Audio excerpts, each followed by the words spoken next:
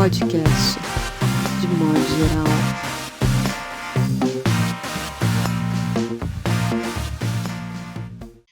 Olá, tudo bem? Está começando mais um podcast de modo geral, episódio 26, com os convidados Paula Fábio, Felipe Franco Munhoz, Juliana Leite e os da casa, André Del Fuego, Mauro Damer e João Paulo Cuenca.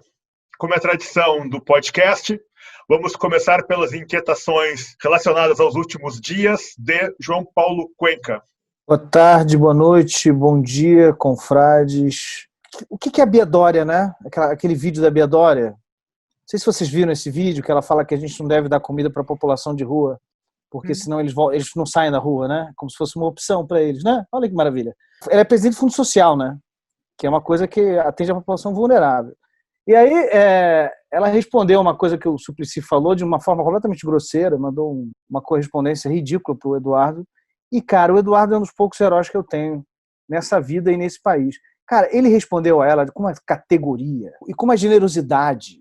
Quando eu vejo esse tipo de notícia, eu só consigo pensar no Gulag da Europa, que é murar o Jardim Europa, botar eles lá, sem comida, sem água, eles vão ter que se comer, e botar uns drones filmando e passar na televisão, entendeu?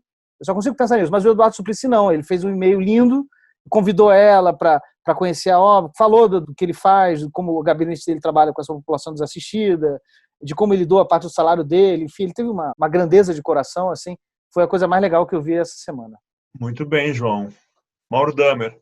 Teve duas imagens, dois fatos, que mais do que tudo confirmaram isso que a gente vem falando aqui também, nessa pandemia, narrando e tal, né? Uma foi aquela revelação do FBI, né, sobre a ligação do FBI com a Lava Jato, que escancarou um negócio que todo mundo sabia, todo mundo vê, né? E daí o Deltan foi perguntado, assim, apertado numa entrevista na Rádio Gaúcha, lá por uma jornalista lá, e ele disse assim: não, se teve colaboração, eu vou ter que consultar a minha agenda, porque eu não sei se teve exatamente, ninguém mentindo na cara de pau, assim, e tal. Isso e esse embaixador brasileiro dos Estados Unidos, que é um jeca, assim, um caipira de quinta categoria, que pousou de chapéu ali e tal, e no dia que dá sábado, o Bolsonaro estava lá abraçado com ele e tal.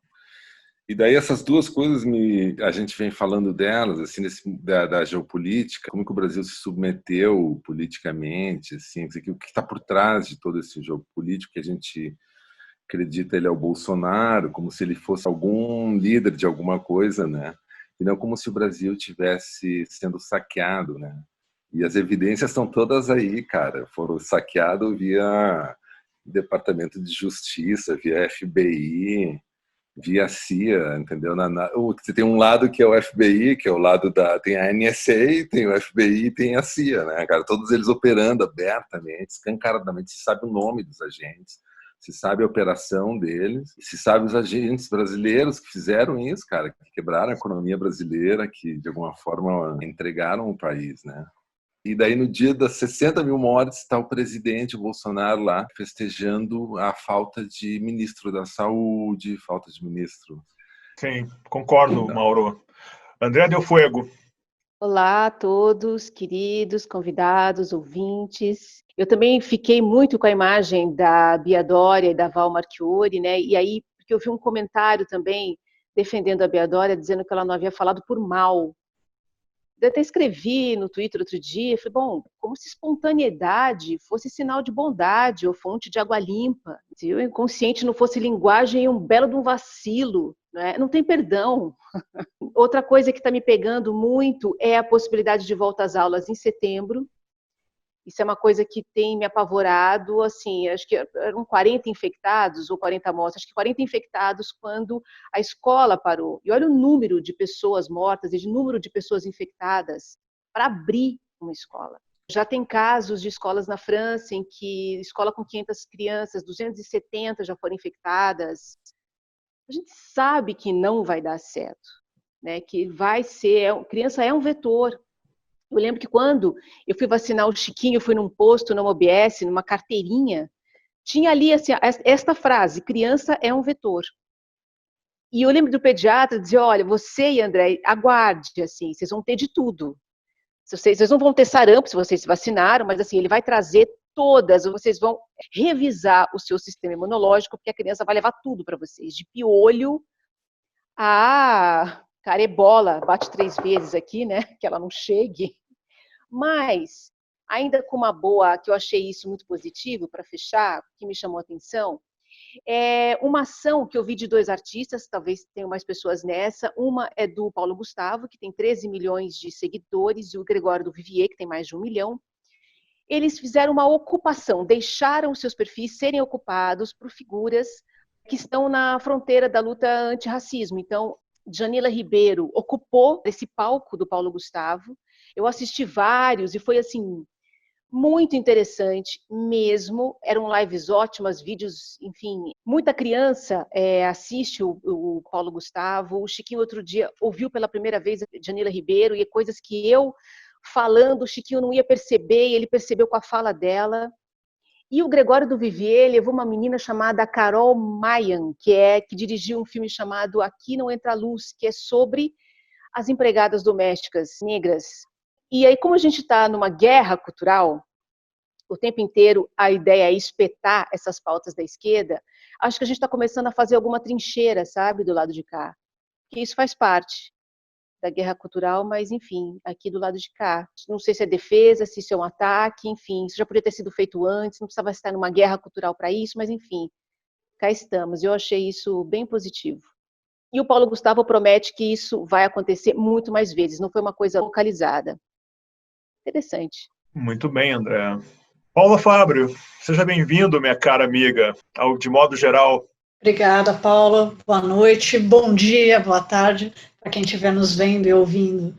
O que me inquietou foram os espertinhos do Leblon. Então, isso me incomodou demais, assim, eu estou me sentindo realmente a otária de estar aqui em casa, limpando tudo com álcool 70, com cândida, fazendo tudo com o maior cuidado possível. Aí, um dia desses, eu e a Viviane, né, minha companheira, a gente saiu para andar a pé. Assim, a gente ficou muito confinadas em casa esse tempo todo, e aí num belo dia a gente não estava aguentando mais, assim, vamos fazer uma caminhada a pé, botamos nossas máscaras, álcool gel no bolso, e caminhamos aqui no bairro da Vila Mariana, onde eu moro, em São Paulo. Enfim, a gente passou perto de um supermercado, na ida. Aí ela falou assim, vamos passar por dentro para ver como é que tá? Eu falei, eu não quero ver. Na volta, eu falei, vamos passar dentro do supermercado, eu quero ver. Só que foi só na parte do estacionamento e das esteiras rolantes, né? Isso uns 20 dias atrás. Estava lotado, todas as pessoas sem máscara, a esteira rolante descendo, lotada. A gente ficou besta de ver aquilo, a gente ficou com nojo, com raiva, com tudo. Isso no supermercado, né? E famílias, com criança, a avó, a mãe, o pai, todo mundo junto, fazendo compras. Aí, quando falaram que iam reabrir os bares, eu já imaginei o que seria, né? Então, mas mesmo assim, eu me surpreendi e fiquei com todos esses sentimentos que vocês estão comentando aí juntos. E acho que isso é uma síntese do Brasil, né? Acho que não é só o Bolsonaro que a gente coloca sempre na pessoa dele, mas mostra muito de nós e dá uma raiva da gente ver que esse é o nosso país. Agora, eu acho que, como a Andréa colocou, tem as trincheiras estão sendo colocadas, assim. Eu senti que isso foi de muito pouco tempo para cá. Talvez de quando as torcidas organizadas se reuniram na Paulista, em alguns locais, e começou, parece que despertamos, muito devagar, muito de movimentos de formiga, mas a gente começou a despertar e começar a barrar tudo isso. Não sei, vamos ver o que vai ser nos próximos tempos. Sim. Muito complicado mesmo. Meu caro amigo Felipe Munhoz, seja bem-vindo. Obrigado a todos vocês pelo convite. Obrigado a todos que estão nos escutando, nos assistindo. Hoje eu estava lendo o texto do João Moreira Salles, da Piauí, que chama A Morte e a Morte. E há um momento em que ele comenta sobre certa limitação de linguagem, sobre certa monotonia dentro do discurso do presidente e de seus seguidores.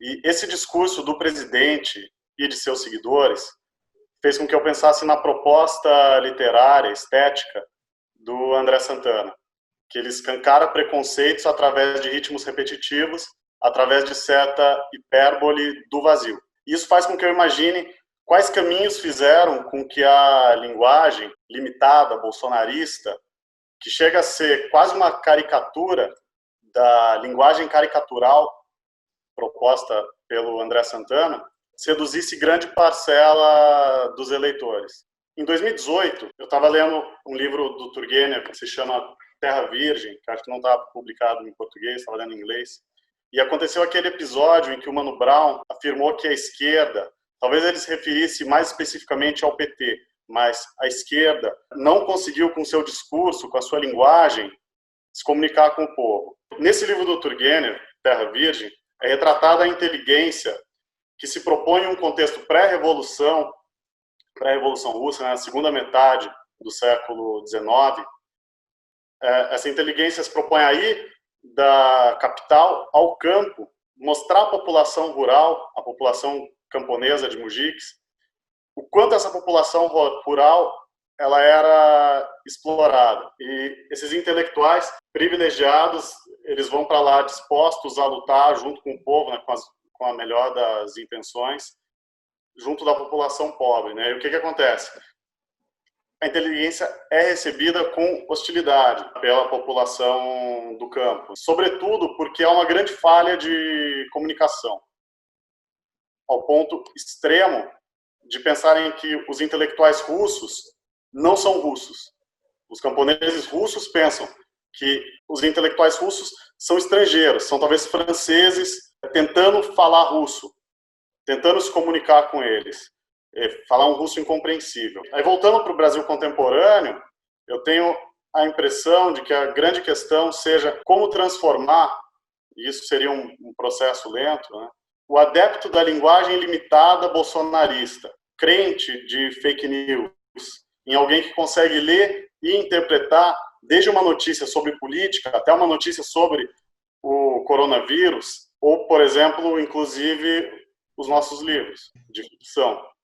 Uma história que eu contei quando eu tive de modo geral, quando a gente ainda se encontrava, né, no bar. No ano passado, foi que no Salão Carioca do Livro de 2018, eu disse uma sinopse do Identidades, em pouquíssimas frases, personagem homem nascido em corpo de mulher, pacto com demônio, etc. E uma senhora gritou da plateia: eu quero ver a hora que o Crivella lê o seu livro. E eu estava com o microfone na mão e, espontaneamente, eu dei uma risada. E ela disse: ha, ha, ha, porra nenhuma, você tem que explodir. Bem sério. E aí, apenas para encerrar aqui, eu queria citar uma frase do Terra Virgem, que eu não conferi, então eu não tenho certeza como é o original em russo, mas pode valer atenção apresentada pelo Turgenev, quanto para a linguagem bolsonarista, quanto para determinadas respostas da sociedade em relação ao coronavírus. O futuro é pura sombra, e estamos juntos empurrando-nos para dentro dessa sombra. Perfeito. Minha cara Juliana Leite, seja bem-vinda. Obrigada, Paulo. Boa noite. Andréia, Mauro, João, Paulinha, Felipe, todo mundo que está com a gente aqui. Eu estou um pouco como o João, assim, fomentou, de não ficar um pouco dosando a coisa de ver notícia, porque eu me lembrei, a gente se esquece às vezes de coisas muito importantes. Essa semana eu me lembrei de um psicanalista, na época das eleições. Ele publicou um texto um pouco chamando a atenção das pessoas para o uso da libido em situações em que existem disputas e guerras e tal. E ele falou: olha, a gente precisa prestar muita atenção. Quem faz oposição tem que prestar muita atenção no uso da libido, né? No quanto a gente vai gastando ali, exaurindo, né, a nossa libido em coisinhas, em pequenos fatos, em pequenas atualizações e tal, e aquilo vai esvaindo. A gente tem um estoque limitado, né, uma certa quantidade ali de força para se engajar nas coisas, e aí de repente você está ali gastando, e quando vem uma questão de fato, de um grande arco no qual você precisa se engajar, você está um pouco mais fraco, né? Você está literalmente um pouco menos nutrido, menos capaz de se engajar naquilo. E ele estava falando aquilo de um ponto de vista muito da trincheira mesmo, sabe? Pensando em como que a gente vai poder reagir no momento em que for necessário. Eu acho que os últimos dias têm sido desse equilíbrio, né? A gente fica muito nessa sensação de que acompanhar as pequenas notícias do dia a dia é circular, é se manter em movimento, né? A rua que está interditada para o nosso movimento, que daria essa sensação de estar fazendo algo, estar movimentando alguma coisa para mudar o que precisa ser mudado. Às vezes essa sensação vem pela internet, mas é uma cortina de fumaça, né? Que vai ali esgotando a gente, enfim, talvez deixando a gente um pouco menos forte. Só que aí vem a foto do Leblon e o vídeo do Leblon. Eu moro no Rio, né, há muitos anos. E quando eu vi aquela imagem, a primeira frase que me veio na cabeça foi aquela frase do Raduan Nassar: é um privilégio de saciados testar a paciência com a fome de terceiros.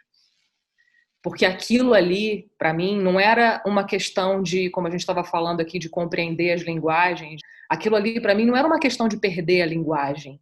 Como às vezes a gente se coloca em multidão e a multidão te dá essa posse de perder a linguagem do indivíduo porque você faz parte de um organismo que é imediatamente maior do que você ali naquele momento. Aquilo não era a perda da linguagem, aquilo era uma proposição de saciados, né, de pessoas que recebem a informação de que os hospitais particulares da Zona Sul têm vaga de UTI, e aí a conta, sim, né, muito pobre e muito rasa que se faz é: se eu precisar, eu terei.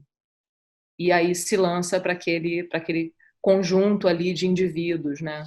Para mim foi bem difícil não lembrar, não me surpreende, né? Aquilo ali não é uma coisa que eu olho e falo, nossa, não esperava, de jeito nenhum, né? Não é uma coisa que surpreenda, e é muito difícil para mim olhar aquilo e não me lembrar de uma sensação. Isso pode ser uma coisa talvez individual, assim, mas para mim me remeteu à sensação de viver as Olimpíadas, de estar no Rio de Janeiro durante as Olimpíadas, tendo acompanhado os anos todos anteriores e vendo a remoção das famílias e as pessoas perdendo suas casas e todas aquelas coisas acontecendo, aquelas narrativas acontecendo junto com uma euforia louca que você, né, era quase impossível encaixar as duas narrativas no mesmo acontecimento.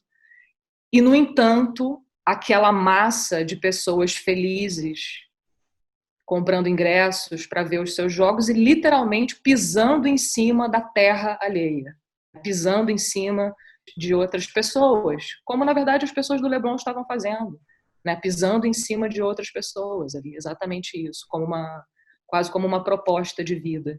O que sim me faz perder a linguagem é pensar, aquela imagem ali tem camadas, é uma cascata de tragédias, né? O fato dos bares estarem abertos e dos bares estarem abertos com uma pretensa informação de que será controlado, de que as pessoas vão manter a distância, de que as pessoas vão usar máscara e tal, e de repente aquela coisa toda ali acontece e nenhum tipo de controle é exercido pela instituição, pelo governo, pela prefeitura, o que quer que seja, e aí a gente vê ali, se a gente esticar a corda do livre-arbítrio, neste momento, o que as pessoas são capazes de fazer em nome de um bem-estar individual.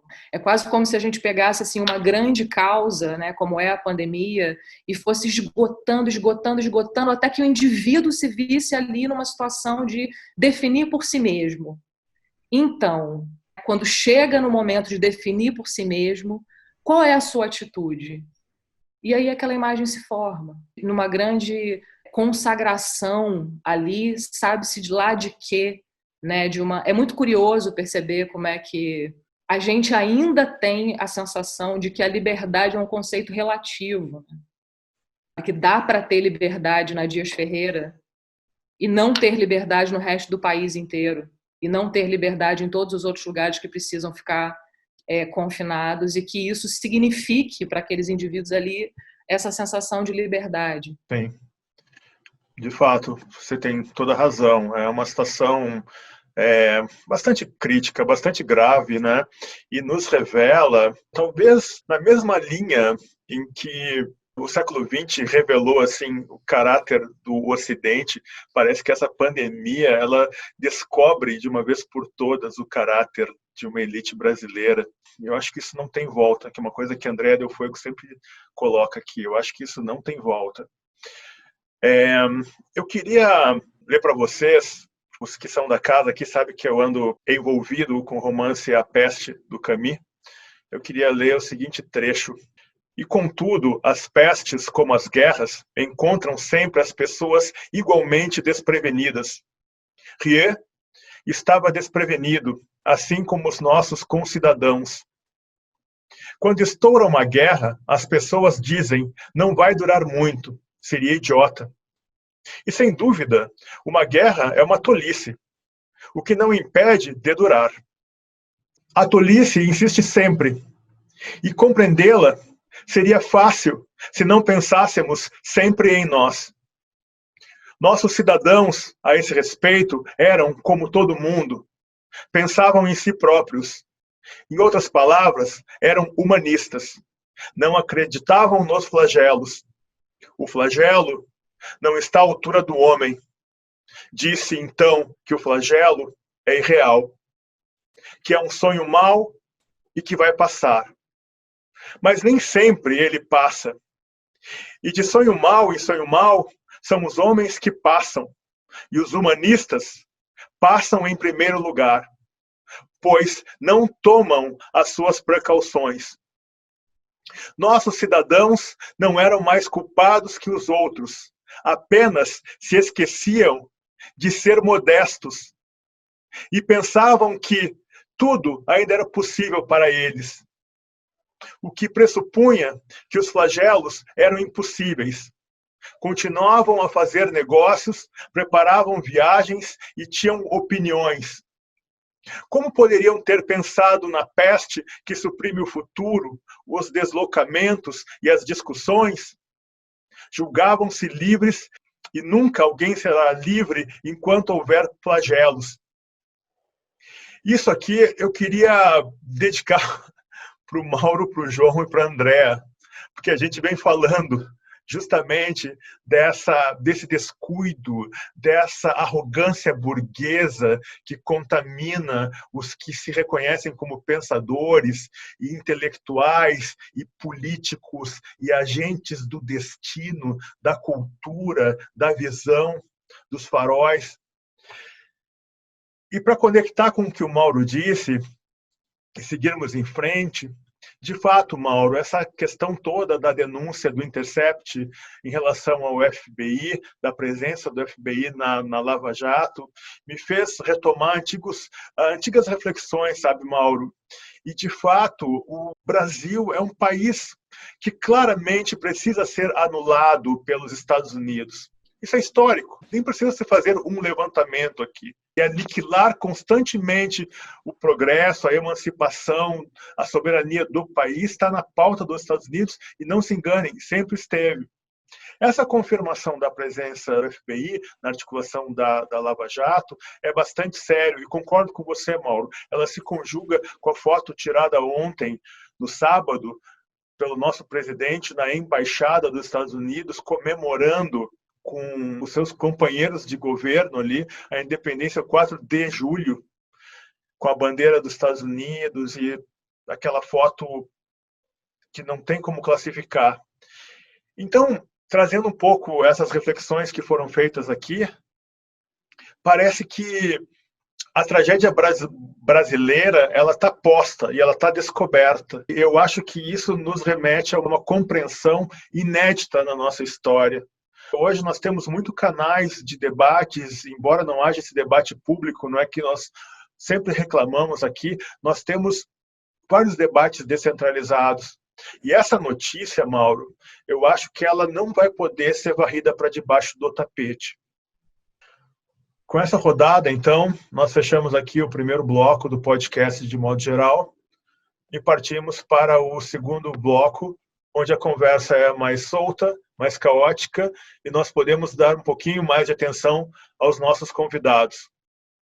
Até!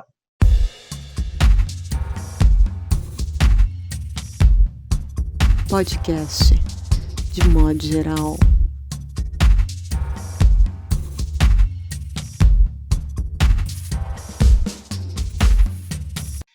Olá, voltando então com o podcast de modo geral número 26, com os convidados Juliana Leite, Paula Fábrio e Felipe Franco Munhoz, 3 escritores que dominam a linguagem e têm obras singulares e com certeza merecem ser conhecidos por todos aqueles que querem conhecer melhor o que é a literatura brasileira contemporânea. Vamos começar pela Juliana.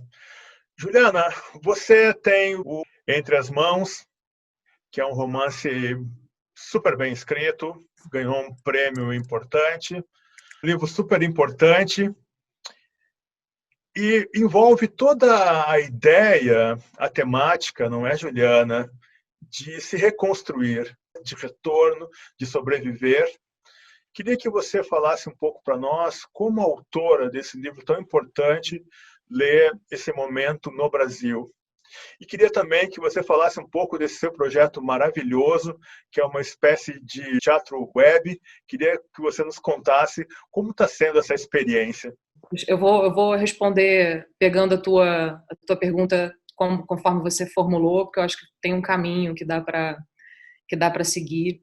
Esse livro, ele tem um fator político assim que é importante para mim, que é olhar para trabalhadores manuais mesmo, sabe, para essas pessoas que se aproximam da vida a partir do ofício, que se aprende com a mão e que muitas vezes é ensinado de pessoa para pessoa, que não depende de uma instituição ou de algum corpo exterior que diga para você que pronto, a partir de agora você é este profissional. Faz parte da minha formação pessoal, familiar, a minha família inteira é de trabalhadores manuais, os meus pais são trabalhadores manuais, meu pai é ferramenteiro, minha mãe é costureira, e eu só fui me dar conta depois de muito tempo na vida. Eu fui uma das primeiras pessoas da família a fazer universidade, muito porque essas duas pessoas, né, essas duas figuras acreditaram de maneira quase milagrosa de que era importante tentar colocar as filhas na educação que eles mesmos não tiveram, ainda que eles não tivessem dimensão do que aquilo significava,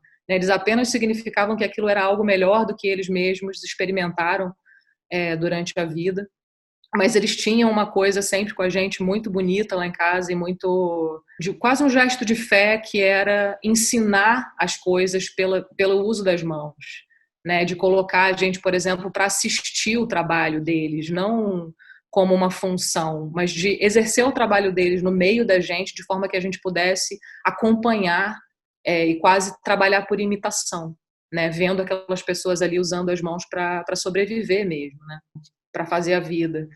E eu acho que isso, eu só fui entender, sabe, Paulo, depois de muito tempo, que eu fui fazer faculdade, eu fui fazer mestrado, eu fui estudar, e a gente às vezes dá longas voltas para compreender exatamente como é possível você encontrar o teu pouso no mundo, sabe? E eu fui dar essa volta inteira para voltar e pousar nas mãos dos meus pais, sabe?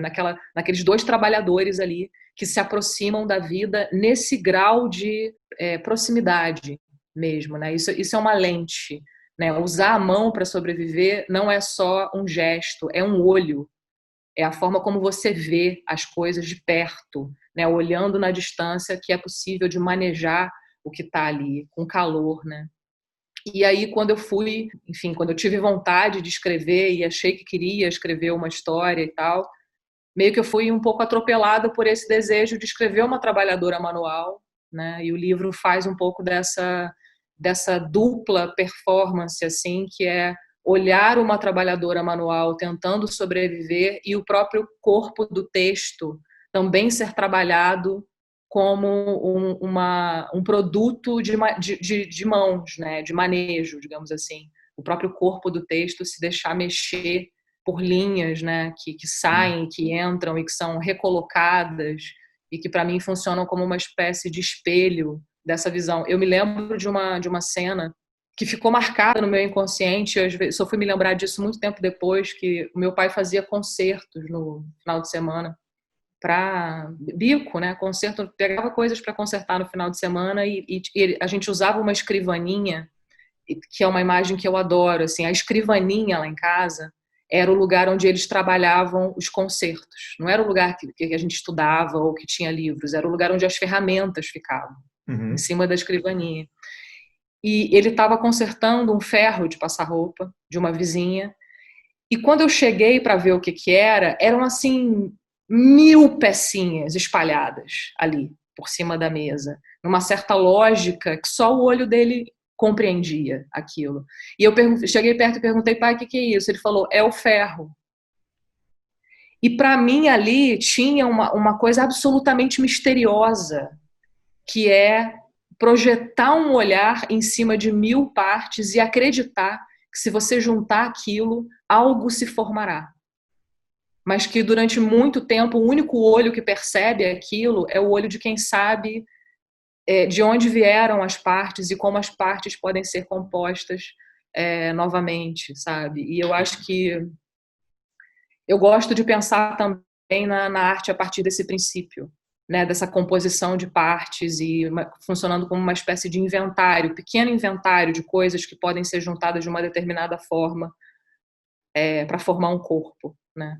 No caso da peça, né, que você estava falando, ela é uma peça, a gente chama de peça de quarentena, né? Ela se chama Onde Estão as Mãos Esta Noite. E a coisa da mão foi quase uma coincidência, mas é claro que não, porque se tem uma parte do corpo que é simbólica da pandemia, é a mão, né? A gente começou a ficar com medo da mão lá atrás. Primeiro, né, o primeiro símbolo é: não bote a mão, lave a mão, né? Aquela coisa bem diferente, eu acho. Eu senti uma comunicação diferente em relação a isso, porque se para mim aquela mensagem toda ancestral era: coloca a mão para resolver, né? Se a gente for pensar, por exemplo, se alguém do teu lado grita socorro na rua, alguém do teu lado grita socorro, o que você faz é ir com a mão para ajudar.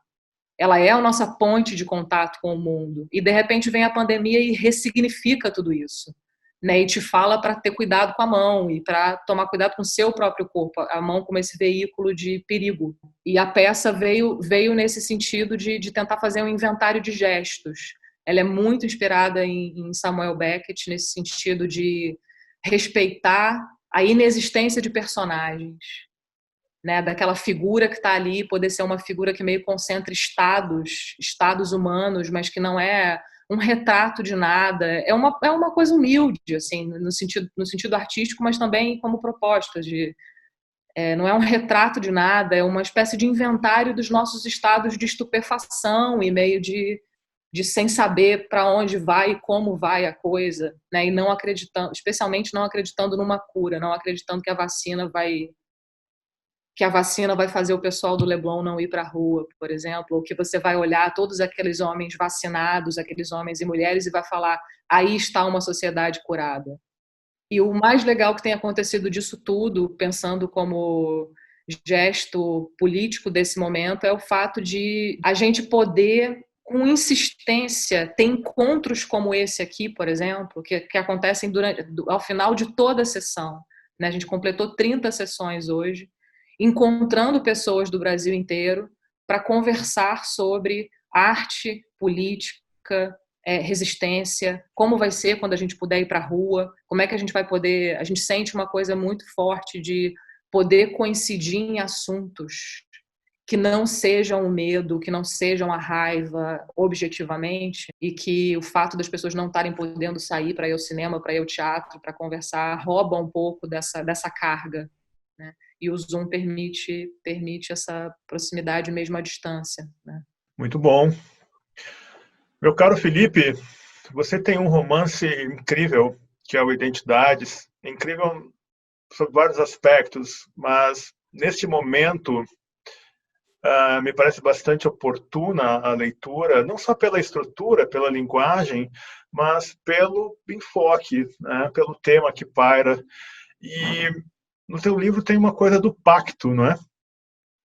Você acha que o Brasil fez o pacto com o mal? Que o Brasil finalmente deitou no catre do mal? Eu queria fazer um paralelo que me veio à cabeça Scott, com o que você disse do Camus, da peste, que há uma série de pontos de encontro da peste com o que a gente está vivendo, né? Isso para além da questão metafórica, né, que o Camus propõe, tem uma diferença grande que não é um vírus, né? Na peste é uma bactéria, né? A peste negra. Mas ele explora a importância de lockdowns localizados no livro, por bairro.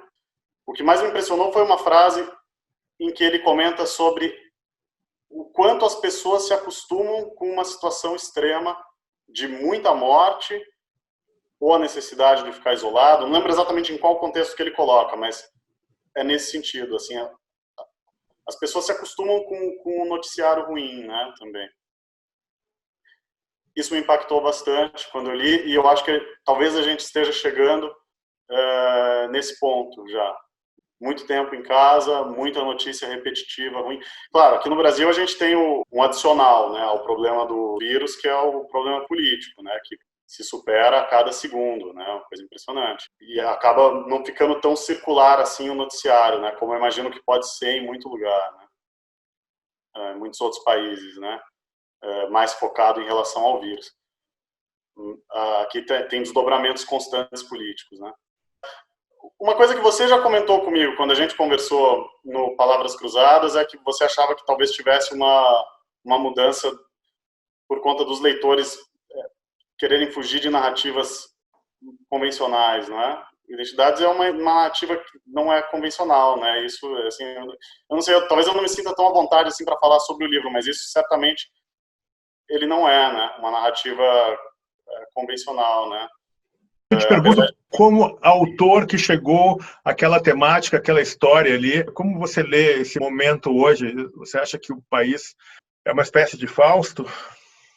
Eu acho que pode ser que tenha feito um grande impacto, assim, claro, né? Isso poderia ser colocado de uma forma muito metafórica, evidentemente.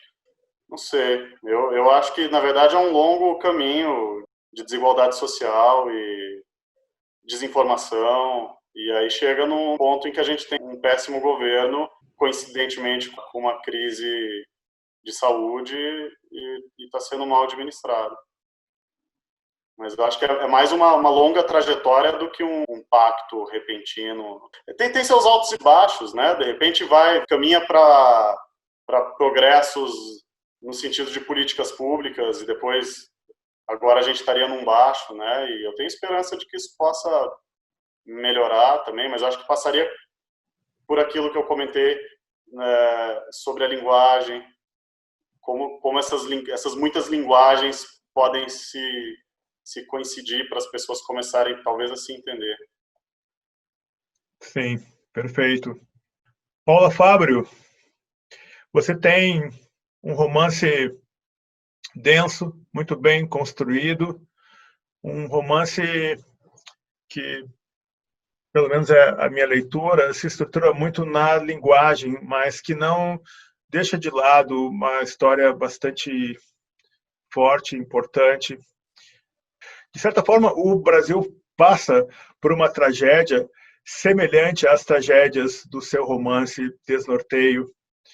Queria que você contasse para nós como você está vendo esse momento, e também eu queria que você falasse para nós um pouco dessa sua trajetória que é tão interessante, porque você teve livraria, teve sebo, né? É uma escritora relevante, tem uma vida acadêmica, né? Segue na vida acadêmica. Queria que você fizesse um pequeno arco aí, relacionando talvez com a Paula Fábrio, que hoje se depara com esse Brasil passando por um momento tão complicado. Seja bem-vinda, Paulinha. Obrigada de novo, Paulo. Pensando primeiro no Brasil, né, depois indo para o livro e a minha vida, esse arco da minha vida, vou falar aquilo que o meio intelectual já comenta, jornalístico, nós já sabemos, né, que o Brasil é um projeto para não dar certo. Desde 1500, em nenhum momento teve nenhuma iniciativa realmente forte para que fosse um país que desse certo. Como vocês bem colocaram no outro bloco, a gente tem toda uma intervenção, né, dos Estados Unidos, vendo o Brasil como concorrente, né? É um grande concorrente, é um país de grande porte aqui, de extensão territorial e tudo mais, no mesmo continente, né, no continente americano, e isso é uma preocupação, evidentemente, para os Estados Unidos, e esse projeto deles e de outras forças também, tem outras instâncias, não além deles, e esse projeto está dando certo, né? O projeto deles contra nós. E o que o Felipe também colocou um pouco tempo atrás, tentando fechar essas coisas, amarrar, o Felipe comentou do problema de linguagem, da comunicação, e isso acontece muito, e a gente está dizendo da elite brasileira, que ficou agora, todo o verniz da elite brasileira foi retirado, e o Bolsonaro, nós devemos isso a ele. Isso é uma das poucas coisas que a gente tem que agradecer a ele, é que ele fez isso por nós, ele tirou esse verniz de vez, e a gente enxerga, como nunca antes na história desse país, a gente vê a elite dessa forma, e a gente vê que essa construção desse projeto de 1500 até hoje deu tão certo, porque toda a classe pobre, ela se espelha nessa elite e ela gosta desse comportamento, ela não se solidariza com os seus pares, né? Ela quer ser egoísta, exatamente como a turma do Leblon. E a gente falando dessas duas imagens, né, também que foi falado acho que no bloco anterior, da foto do Bolsonaro com o embaixador, com o chapéu lá, super caipira, country. Então todos estão comemorando e parece que comemoram a mesma coisa. Parece que comemoram esse projeto que foi feito para o Brasil não dar certo. Com certeza, hoje, muita gente na periferia, como desde o início da pandemia, tem gente se confinando, se isolando, mas tem muita gente para fora, no Brasil todo. Né? Logo no começo da pandemia, no primeiro mês, uma colega minha ela foi para o Nordeste, para uma cidade do interior, do sertão, que é onde os pais dela moram, e ela foi ficar com eles lá. E a cidade toda para fora, tomando cerveja nas ruas e comemorando. Há uma comemoração, né? Embora eles não percebam que é contra eles mesmos. Né?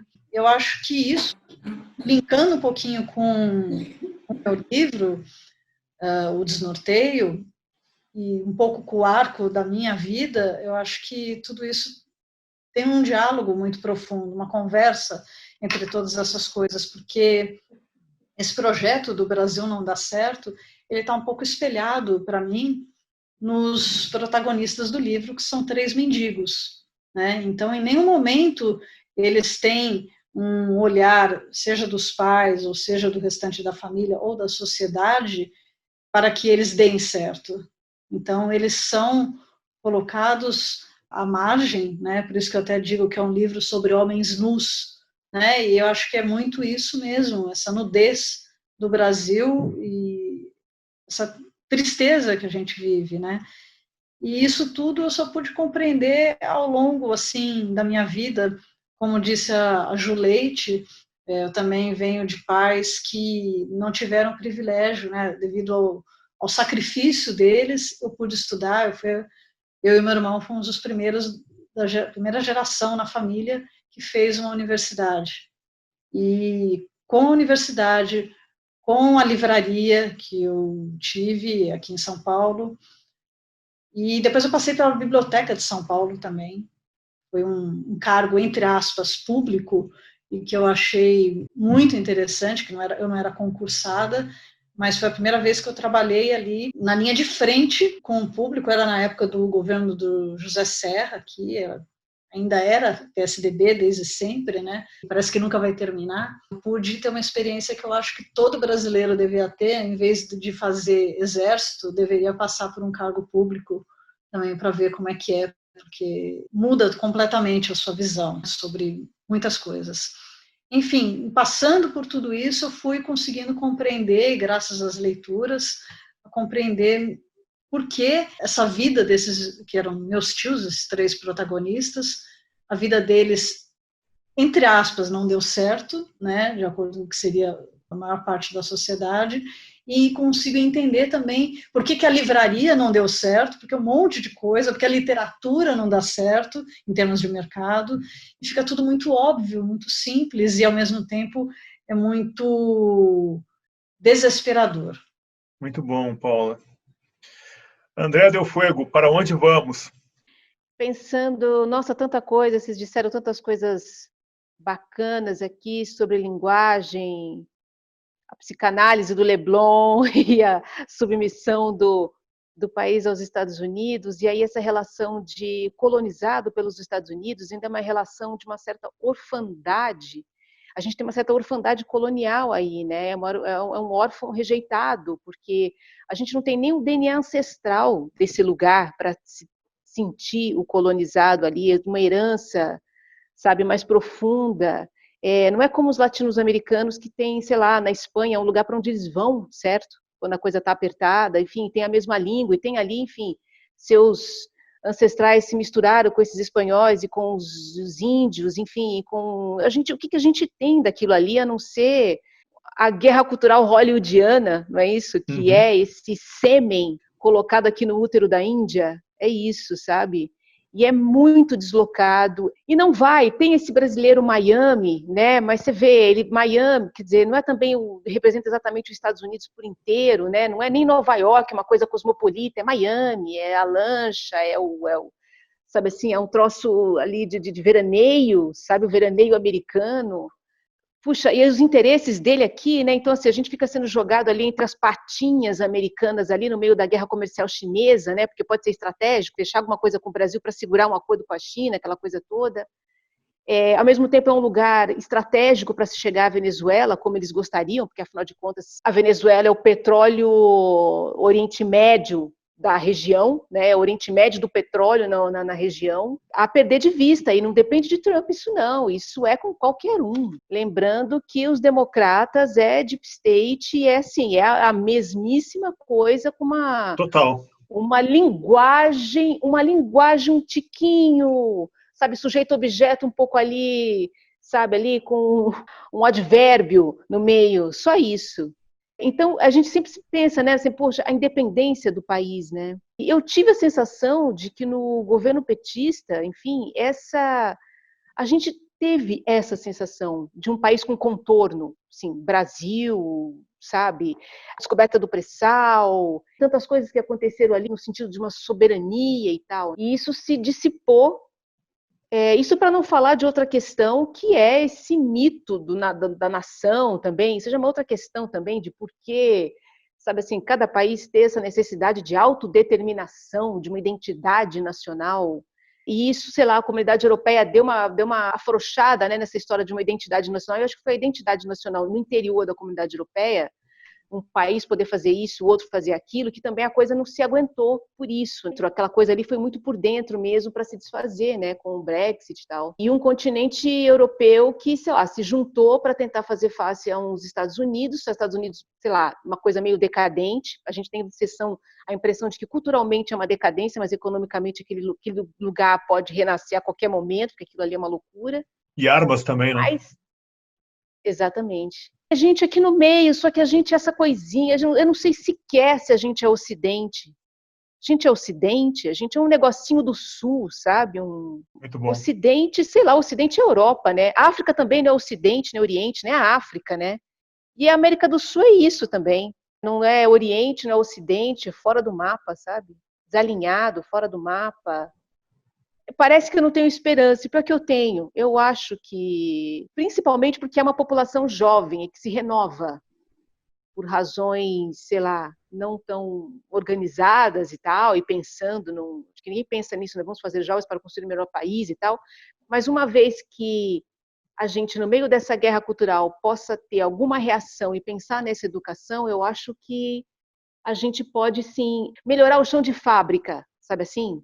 Não digo um país que submeta menos a outros que querem só tirar aqui as riquezas, eliminar tudo. Outro dia veio a matéria, não é, dos Estados Unidos ter sido o país que mais traficou escravos para o Brasil, até o último navio a chegar aqui com escravizados era um navio americano. Quer dizer, Pô, é brincadeira, né? Ao mesmo tempo, a cultura americana, ela tá nos ossos, né? A cultura cinematográfica, cultural mesmo, quadrinhos, literatura. E aí, puxa, quando você pensa que a cultura, ela é mesmo o front para valer, e ela está na mão da gente isso, né? Quando o Cuenca falou há alguns episódios atrás que ele queria ser perigoso, é isso, esse perigoso, assim, porque essa construção ela é espontânea, essa cultura não é. Pode ter uma indústria que vai. Você escreve um livro, uma grande editora publica, ela é o grande mercado, mas a espontaneidade da criação, ela está nas nossas mãos, e nisso a gente tem sim uma vanguarda nisso, sabe? Um pé ali na frente. Esse é o perigo. Total, André.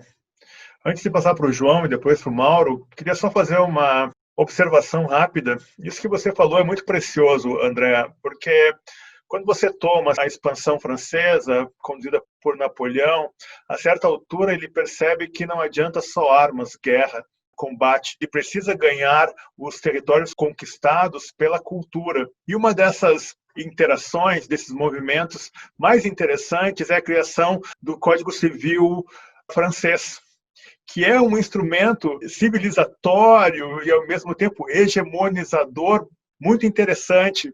E eu fiquei pensando, com a sua fala, que na ascensão norte-americana, eles têm nessa linha de soft power um elemento, uma estratégia fortíssima, que é a indústria cinematográfica, que hipnotiza, encanta não só a América, o quintal deles, como a Europa e o mundo inteiro, né? Eu fiquei pensando nisso. João Paulo Cuenca. Eu já escrevi que o Brasil, na verdade, ele é o extremo ocidente. Mas não é perfeito, não. Eu acho que a gente realmente... O Brasil acha que está no ocidente, e a gente no mundo é visto como uma coisa... Um brasileiro e uma pessoa, e um paquistanês ou um indonésio não faz muita diferença para o imaginário europeu central. E agora eu acho que nesse sentido, eu tenho falado também isso aqui algumas vezes, o Brasil mostrou a sua cara, isso é uma coisa ótima, e a sua cara coloca o Brasil do lado de nações, não sei, a gente está ali com a Indonésia, com a Azerbaijão, com nações, estados pária, né? Essa coisa do Leblon, eu fiz quase que uma carreira inteira esculhambando a Zona Sul do Rio de Janeiro. Já escrevi muita coluna de jornal comprando briga com a Zona Sul do Rio de Janeiro, comprei briga com a Zona Sul do Rio de Janeiro na Zona Sul do Rio de Janeiro, dentro da televisão, em romances de ficção. Eu comprei briga com essa Zona Sul de todas as maneiras possíveis, fisicamente, por literatura, por coluna, enfim. E eu achei essa reação à coisa do Leblon, que vocês compartilham aqui, tão elitista quanto a postura demencial dessas pessoas. Porque, assim, o Rio de Janeiro já abriu, na verdade, o Rio de Janeiro de verdade nunca fechou desde março. Eu recebo no meu WhatsApp imagem da galera enchendo a cara em Campo Grande, na Zona Oeste, no baile de não sei o que lá. Tipo assim, o povo de verdade, não as pessoas do Leblon, o povo está vivendo, normalmente está morrendo por causa disso. Entende? Ninguém nunca fez nenhum escândalo, não foi parar no Fantástico, quando as ruas lotaram de pessoas bebendo, vamos falar da Zona Oeste do Rio de Janeiro, de Campo Grande. Não rolou essa comoção. Não rolou essa comoção quando, em Deus me livre, abriram os bares.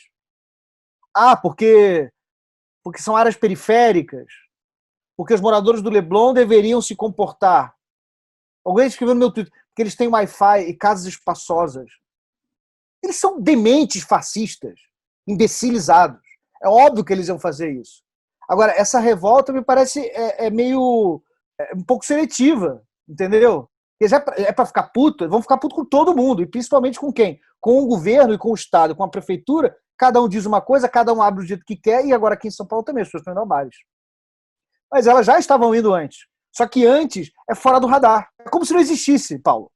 Tipo, não está na Zona Sul de São Paulo e não está na Zona Sul do Rio de Janeiro, não existe. As pessoas estão enchendo a cara desde março, abril, em todos esses lugares, nos morros, nas favelas, na periferia, normalmente, está com a sua vida normalmente, não mudou nada. Nada. Mudou para nós, somos privilegiados, podemos fazer quarentena. No mundo real, no Brasil real, isso não mudou. Não mudou. Então, assim, me parece um pouco quase desproporcional, sabe? Mas tem uma simbologia. A simbologia, bicho, mano, o Brasil escolheu matar essas pessoas. É um projeto de eugenia social. Quando descobriu que 70% das pessoas que morrem são pretos e pobres. E eu levei porrada no Twitter, porque, porra, você tá defendendo o Leblon? Mano, eu tô comprando briga com essa mentalidade panêmica há 20 anos. Mas nesse caso, tipo, primeiro, é completamente esperado, que é uma cambada de débil mental. E segundo, porra, então você se revolta com as pessoas no Leblon e as pessoas em Jacarepaguá. Aguarde a Vila Madalena amanhã. Hum? Aguarde a Vila Madalena amanhã. A Vila Madalena. Mas então, a Vila Madalena, vamos ficar revoltado com a Vila Madalena? Eu vou ficar revoltado com a Vila Madalena amanhã, segunda-feira, aquilo vai... Na verdade, eu já teria que estar revoltado com os bares e com a vida que está acontecendo lá. Do lado das pessoas, onde simplesmente não existe representação. Uma das coisas mais ridículas, e aí talvez a minha irritação venha daí, é o peso que se dá a essa merda desse bairro que é o Leblon. Eu morei lá há anos. As coisas que acontecem no Leblon, que é uma tripa de terra, tem uma repercussão gigantesca. Mas é por conta do Manuel Carlos. Manuel Carlos. Desastre, aquele imaginário plasmou mulheres, sei lá do que, entendeu? Leblon é Manuel Carlos. Eu acho que não é tão simples assim. João, quando você fala... O Leblon não é importante, porra. É tão importante quanto a Praça Seca em Jacarepaguá. Por que não pôde botar uma câmera lá em abril, quando a galera tava enchendo a cara? Na zona oeste do Rio de Janeiro. Na zona norte do Rio de Janeiro. Porque no mundo da imprensa e no mundo dos brancos do nosso Twitter, não existe. Tipo, não existe. Só existe o Leblon. O Leblon, a Vila Madalena, entendeu? A Globo. Tipo, há 3 semanas aqui em São Paulo, teve uns protestos pela morte, mais um assassinato cometido pela polícia do estado de São Paulo, corporação assassina, na zona sul de São Paulo, ônibus pegando fogo, uma porrada comendo, polícia enchendo cidadão, enchendo morador de porrada. Tipo, eu recebi isso de vídeo de celular. O Fantástico botou uma equipe lá. As pessoas no Twitter ficaram revoltadas porque a polícia do estado de São Paulo estava batendo nas pessoas? Não. Porque é invisível. Então, nesse lugar, na zona sul de São Paulo, pode bater, pode matar, pode encher a cara, porque simplesmente não existe. Existe a porra do Leblon. E aí a gente fica reproduzindo esse raciocínio. Cara, o Leblon é desprezível. Não dá para esperar. Não dá para esperar exemplo de civilidade do Leblon. As pessoas ficarem chocadas com o Leblon. Tipo, bicho. Só tem imbecil. A gente está vivendo num estado, num país comandado por um fascista miliciano. As pessoas estão morrendo. Morrendo. Vamos para o mundo real, entendeu? Fica nessa lógica. Mas é real uma Ipanema mental. Boa pergunta, André. Mental, desculpa. Eu acho que isso é uma Ipanema mental. Esse estado. Mas exatamente. Ela é mental, ela é simbólica, ela ficou simbólica. Quando eu falo de Manuel Carlos, não é brincadeira, assim, o Brasil inteiro, quem está em Rondônia, pensa no Leblon do Manuel Carlos. É ridículo. Tá plasmado. Então, é bizarro, eu acho isso bizarro. É que bizarro. O Leblon seja importante. Mas ele acaba sendo um índice. Mas é um índice que vai se repetir nesse da Vila Madalena amanhã, enfim, no bairro de Belo Horizonte, que tem, enfim, com os mesmos idiotas do que o Mauro Damer comentou no episódio passado. Mas, André, olha só, eles são idiotas, playboys, lebloninos, eu odeio eles. Ok. Eu tenho lugar de fala, ó, para falar do Leblon. As pessoas são desprezíveis, tá? Só que os brasileiros, não tão privilegiados, que não moram no Leblon, estão bebendo na rua desde março, sem parar. Certo. Entendeu? Lá no mundo real, as pessoas estão bebendo na rua.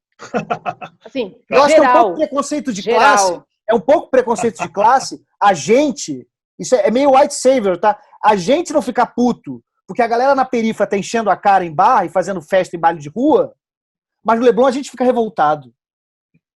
Por que eu tô revoltado que eles estão bebendo um Leblon? Eu não fiquei revoltado.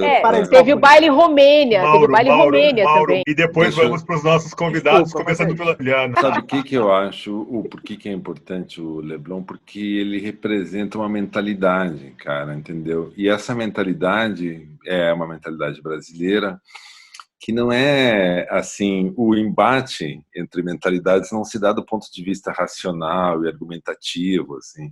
Ele se dá a partir desses fenômenos, precisa formar uma massa crítica para as pessoas mais ou menos compreenderem. Um cara do Leblon que sai para beber, ele sai para beber porque ele está convicto de alguma coisa, ele está convicto que ele não vai pegar, ele é tolo o suficiente e ele é idiota o suficiente para não entender a consequência dos seus atos, e dentro do seu narcisismo ele vai lá e ele acha que aquilo ali é o que está valendo, entendeu? Ele vai porque a UTI do plano de saúde tem vaga. Eu acho assim, tem duas coisas aí no que tu está falando. Uma, que tu está supondo que pessoas pobres ou de favela não estão tentando se proteger, e eles estão, dentro da medida do possível, e eles estão enfrentando uma puta dificuldade, Eles não mas podem, também eles têm que não é trabalhar. que eles também estão... Não, tem muitos que estão tentando se prevenir, cara, usando máscara, se lavando, da forma como eles podem, entendeu? E com todos os vazios do Estado brasileiro que não ajuda eles ali, mas não dá para dizer que tá todo mundo fora ali, que eles estão todos ali também compartilhando. Não, eles, dentro de uma medida, eles estão. Só que a pandemia também tem essa loucura, que é o seguinte, ela é impossível de ser realizada. Um isolamento, um lockout, ele não é 100% seguro, vamos dizer. Que nem quando, na época da AIDS, as pessoas tentavam, de alguma forma, criar estratégias de se prevenir, e tem estratégias que não são 100% seguras. E a pandemia, ela por si só, ela é ineficaz do ponto de vista de solucionar o problema, entendeu, cara? A pandemia não, Mauro. A pandemia não, desculpa, o isolamento, ele não vai ser possível ser efetivado em 100%, cara. Tem pessoas que têm que trabalhar, tem pessoas que saem, Então, e também tu não consegue fazer com que o isolamento dure muito tempo, porque chega em 3 meses, 4 meses, as pessoas começam realmente a ter que sair, e daí não dá, cara, entendeu? Então, se sabe, os conservadores jogam um pouco com isso também, que sabem que tem um estresse sobre uma sociedade que está em isolamento, cara, que não dá para manter as pessoas. Elas vão, de alguma forma, começar a romper, e também também não é inteligente a gente imaginar que a gente vai ficar isolado o tempo inteiro e não vai ter que criar estratégias de sair devagar, com proteção e com aquilo que se chama de redução de danos. Juliana Leite. A gente continua no Leblon, vamos para outro bairro. Querida, você vai para onde você quiser, vocês três mandam aqui, fiquem livres. Eu entendo o que o João fala a gente exerce, né? A gente acaba exercendo pesos diferentes para comparar as coisas, mas eu acho que nesse caso específico, a revolta com a Zona Sul vem do fator escolha.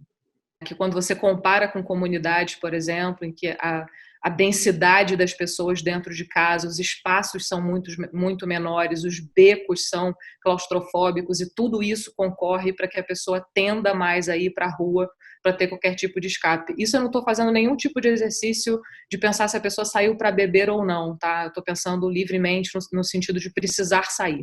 E aquilo não ser uma escolha em última instância, porque por causa das condições físicas, né, daquela região e tal.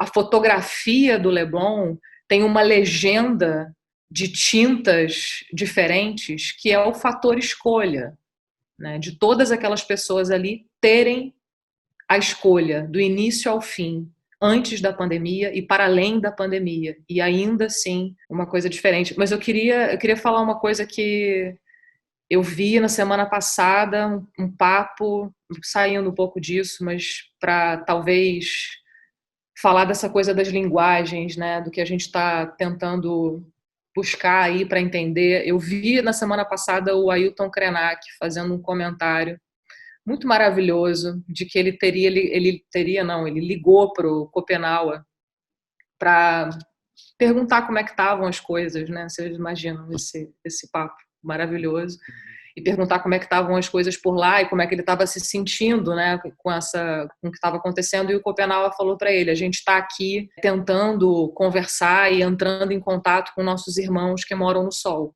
E aí ele veio, o Krenak, contando isso e falando sobre essa capacidade de, primeiro, né, o sentido, ele não estava falando disso ali, mas para ligar com o que a André estava falando antes, que é esse momento em que qualquer sentido de nação, país, nacionalidade é insuficiente para te manter crendo em alguma coisa. Em primeira instância, crendo na vida. Não estou falando de uma crença dogmática, mas esse acreditar na vida. E numa vida que não é apenas a vida humana. É uma ética muito expandida, muito maior do que os corredores. De que a vida, sim, é preciosa, mas toda a vida. Né? A vida vegetal, a vida animal, a vida em comunidade e tal. E aquilo, para mim, foi uma espécie de... A gente fica um pouco, não sei se vocês se sentem assim, mas na minha cabeça isso passa o tempo todo, que qualquer tipo de ser que hoje consiga fazer um aceno em direção ao futuro, que é uma coisa que tem muito pensado, assim, que tipo de movimento a gente precisa fazer para voltar a pensar no que vem adiante, para poder voltar a pensar em futuro, fazer planos. Parece que é aquela coisa do Drummond, assim, o presente está tão denso, que a gente não consegue fresta para falar de qualquer coisa que vai vir depois. Ainda que seja de maneira quase utópica, mas beleza, bora ter utopia, então, qual vai ser? Né? Que linguagem vai ser? E ver o Krenak ali naquele exercício, que primeiro para ele não tem absolutamente nada de utópico, e por isso é tão potente. Né? Porque para ele aquilo ali é um exercício absolutamente cotidiano, de exercer a linguagem, de pensar em outros cosmos, de entender que o seu corpo é apenas um trânsito dentre outros possíveis cosmos, e ver aquela pessoa ali tão vivaz, falando, e um cara que assim, me nutre muito saber que ele é um cara que tem um exercício político muito aguerrido, mas que tem dentro dele também a raiva, também o ódio, também o medo, e ainda assim conseguir fazer esse trânsito entre outros cosmos, entre outras linguagens. Estava a fim de tomar um banho na mesma água que o Krenak, qualquer hora. Ótimo. Paula Fábio. Vamos voltar ao Leblon um pouquinho? O Leblon, eu considero uma ideia meio louca que eu tenho, mas eu considero que ele, com certeza, mais do que os intelectuais, o Leblon, ele é o formador de opinião. Né? Eu acho que os jornalistas sabem disso. Formador de opinião como? Porque as pessoas que saem da periferia e vão trabalhar nas casas do Leblon, elas vão se sentir mais ainda legitimadas, mais certas de que elas estão fazendo certo bebendo na periferia esse tempo todo. É triste dizer isso, mas, por exemplo, eu tenho uma faxineira que ela está dispensada, né, nesse período, e eu estou pagando para ela ficar em casa. E outras casas não estão fazendo a mesma coisa que eu.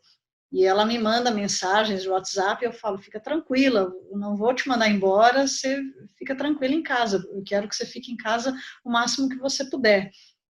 E, enfim, ela tem medo de pegar a doença, mas ela tem medo de perder os empregos, ela está indo trabalhar, ao mesmo tempo, tudo isso é em conjunto, né? Ela é um pouco negacionista, ao mesmo tempo que ela tem medo, ela também não acredita que se pegue a doença assim. As coisas que ela pensa são muito contraditórias, né? São conflitantes, mas ao mesmo tempo, cada vez que ela pergunta para mim se eu acredito que existe o vírus e tal, e eu explico alguma coisa, porque ela é uma pessoa que não tem acesso à ciência, não tem acesso à medicina, não chega para ela isso. Claro que não. Então, o que ela sempre pode fazer na vida, ou é fazer um chá, ou ela toma dipirona. E ela cura várias doenças que ela tem com dipirona, ou seja, ela acaba não curando. O que eu fico pensando é, quando ela pergunta para mim alguma coisa sobre o vírus e eu respondo para ela, às vezes eu percebo que eu consigo dar alguma tranquilidade. Talvez muitos dos patrões do Leblon, eles vão passar essa tranquilidade ou não, e a tranquilidade de forma errada, né? Eu acho que essa cena, como disse a Andréia, com o Manuel Carlos, o Brasil inteiro, lá onde essa minha amiga estava, no sertão do Nordeste, estava todo mundo bebendo na rua, como diz o João Paulo Cuenca, que é o Brasil real, desde março estão bebendo na rua e estão morrendo também. Essas pessoas, elas estão assistindo a novela do Manuel Carlos e vendo o Leblon, por onde elas se espelham. Eu acho que a grande raiva, a indignidade, eu me sinto indignada, é por ver isso, é por ver... Eu sei que são pessoas, são uns babacas e não sabem de nada e estão lá, Mas, infelizmente, eles são ainda, aqui como a Vila Madalena e outras partes, Jardins de São Paulo, os verdadeiros formadores de opinião da população. É bem difícil isso. Então, cada vez que o Bolsonaro fala uma besteira, as pesquisas mostraram, não sei se elas estão certas ou estão erradas, mas que as pessoas, elas foram mais para a rua, elas ficaram, desacreditaram na ciência cada vez que o Bolsonaro e outros prefeitos e governadores falaram alguma coisa contra o vírus chinês, que eles já colocaram como vírus chinês. E a mesma coisa acontece, essa legitimação que o Leblon dá para o povo real nessas horas, eu acho muito terrível. E às vezes, muitas vezes durante essa pandemia, o que eu mais me questionei talvez lembrando do Camus, da peste também, quantas pessoas de fato precisariam morrer para que as pessoas ficassem chocadas? Será que 100 milhões? Será que metade da população? Porque tem que morrer muito pouco para as pessoas se preocuparem, pelo visto. Em todas as camadas. A resposta para essa pergunta é simples, né? Elas vão ficar chocadas quando morrerem pessoas brancas. E da própria família. Mas o que choca no Brasil é gente branca. Era muito chocante no Brasil as notícias da Itália, que quando morriam 500 brancos por dia, as pessoas ficavam muito impressionadas. Nossa, e já morreu 1000, e era uma loucura, né, na mídia, né? A gente via. Aí quando os brasileiros entenderam, quando o Brasil entendeu que, não, morrem mais negros e pobres, porque simplesmente eles não têm o mesmo peso, né? Na mesma lógica do Manuel Carlos, eu acho que comoveria se famosos brancos morressem. Brancos. Sim, famosos. Protagonistas das novelas, os protagonistas das lives, os protagonistas, aí a coisa pega. Porque eu é impressionante. Posso falar só uma coisa para acabar o assunto Leblon? Não sei, mas enfim. É porque eu fico querendo que a gente desarme. Você está querendo lacrar, João, é isso? Ele quer defender o Leblon. Eu quero destruir o Leblon. Não, eu quero destruir. Eu quero explodir o Leblon. Eu quero que ele não exista. Eu quero que ele não tenha peso, entendeu? Meu ponto é esse. Não, mas a gente tem que argumentar com ele. Leblon, a gente tem que relegar o Leblon a desprezar o Leblon. Se eu fosse editor do Fantástico ou de qualquer jornal, eu não daria uma matéria sobre o Leblon. O Leblon, Jardim Europa, esse lugar assim, mano. Enfim, eu não tenho. Mas é importante eu acho que tem uma falência de um sujeito aí, entendeu? Um sujeito que estava no poder, que tem uma camada social que foi beneficiada pelo capitalismo, pela democracia, que eles são capazes de vender o Brasil, de tomar decisões tolas, de se matar, inclusive, de correr risco. Eles também correm risco, cara. Claro que é um risco calculado, entendeu? Pelo plano de saúde, e eles têm também esse direito. É o idiota que vai ter o direito de correr o risco na sua vida, de usar a sua vida, colocar a sua vida em risco em função de um narcisismo qualquer, entendeu? É um pouco parecido com o cara que vai também escalar o Everest. Também aquilo ali nos parece uma coisa natural, mas também tem um narcisismo louco, cara, num sujeito que vai correr um risco desses e que muitos acabam morrendo até também, entendeu? Então, a gente não vai ter uma sociedade sem eles. Esses caras vão estar aí para sempre. O problema é como é que a sociedade vai se reagrupar, entendeu? Como é que a democracia... Então, assim, o resultado da democracia liberal são esses idiotas organizados pelo narcisismo consumista, entendeu? Eles só têm isso para estruturar a razão de vida deles. E aí, bom, enfim, eles vão estar aí, a gente não vai conseguir também, eu não imagino um mundo sem o Leblon, entendeu? Mas certamente vai ter que ter umas regras ali que vão ter que operar nisso, aí vai ter esse é o embate da cultura, entendeu? Esse que é de estranhar é o Brasil se vender por tão pouco, entendeu? Eu acho que o Brasil, por exemplo, o Leblon é muito mais sofisticado do que esse bando de idiota que tá tomando chopp ali na esquina, cara. Por isso que o Leblon tem um papel na construção do Brasil contemporâneo, do modernismo, lá do Brasil dos anos 70, 60.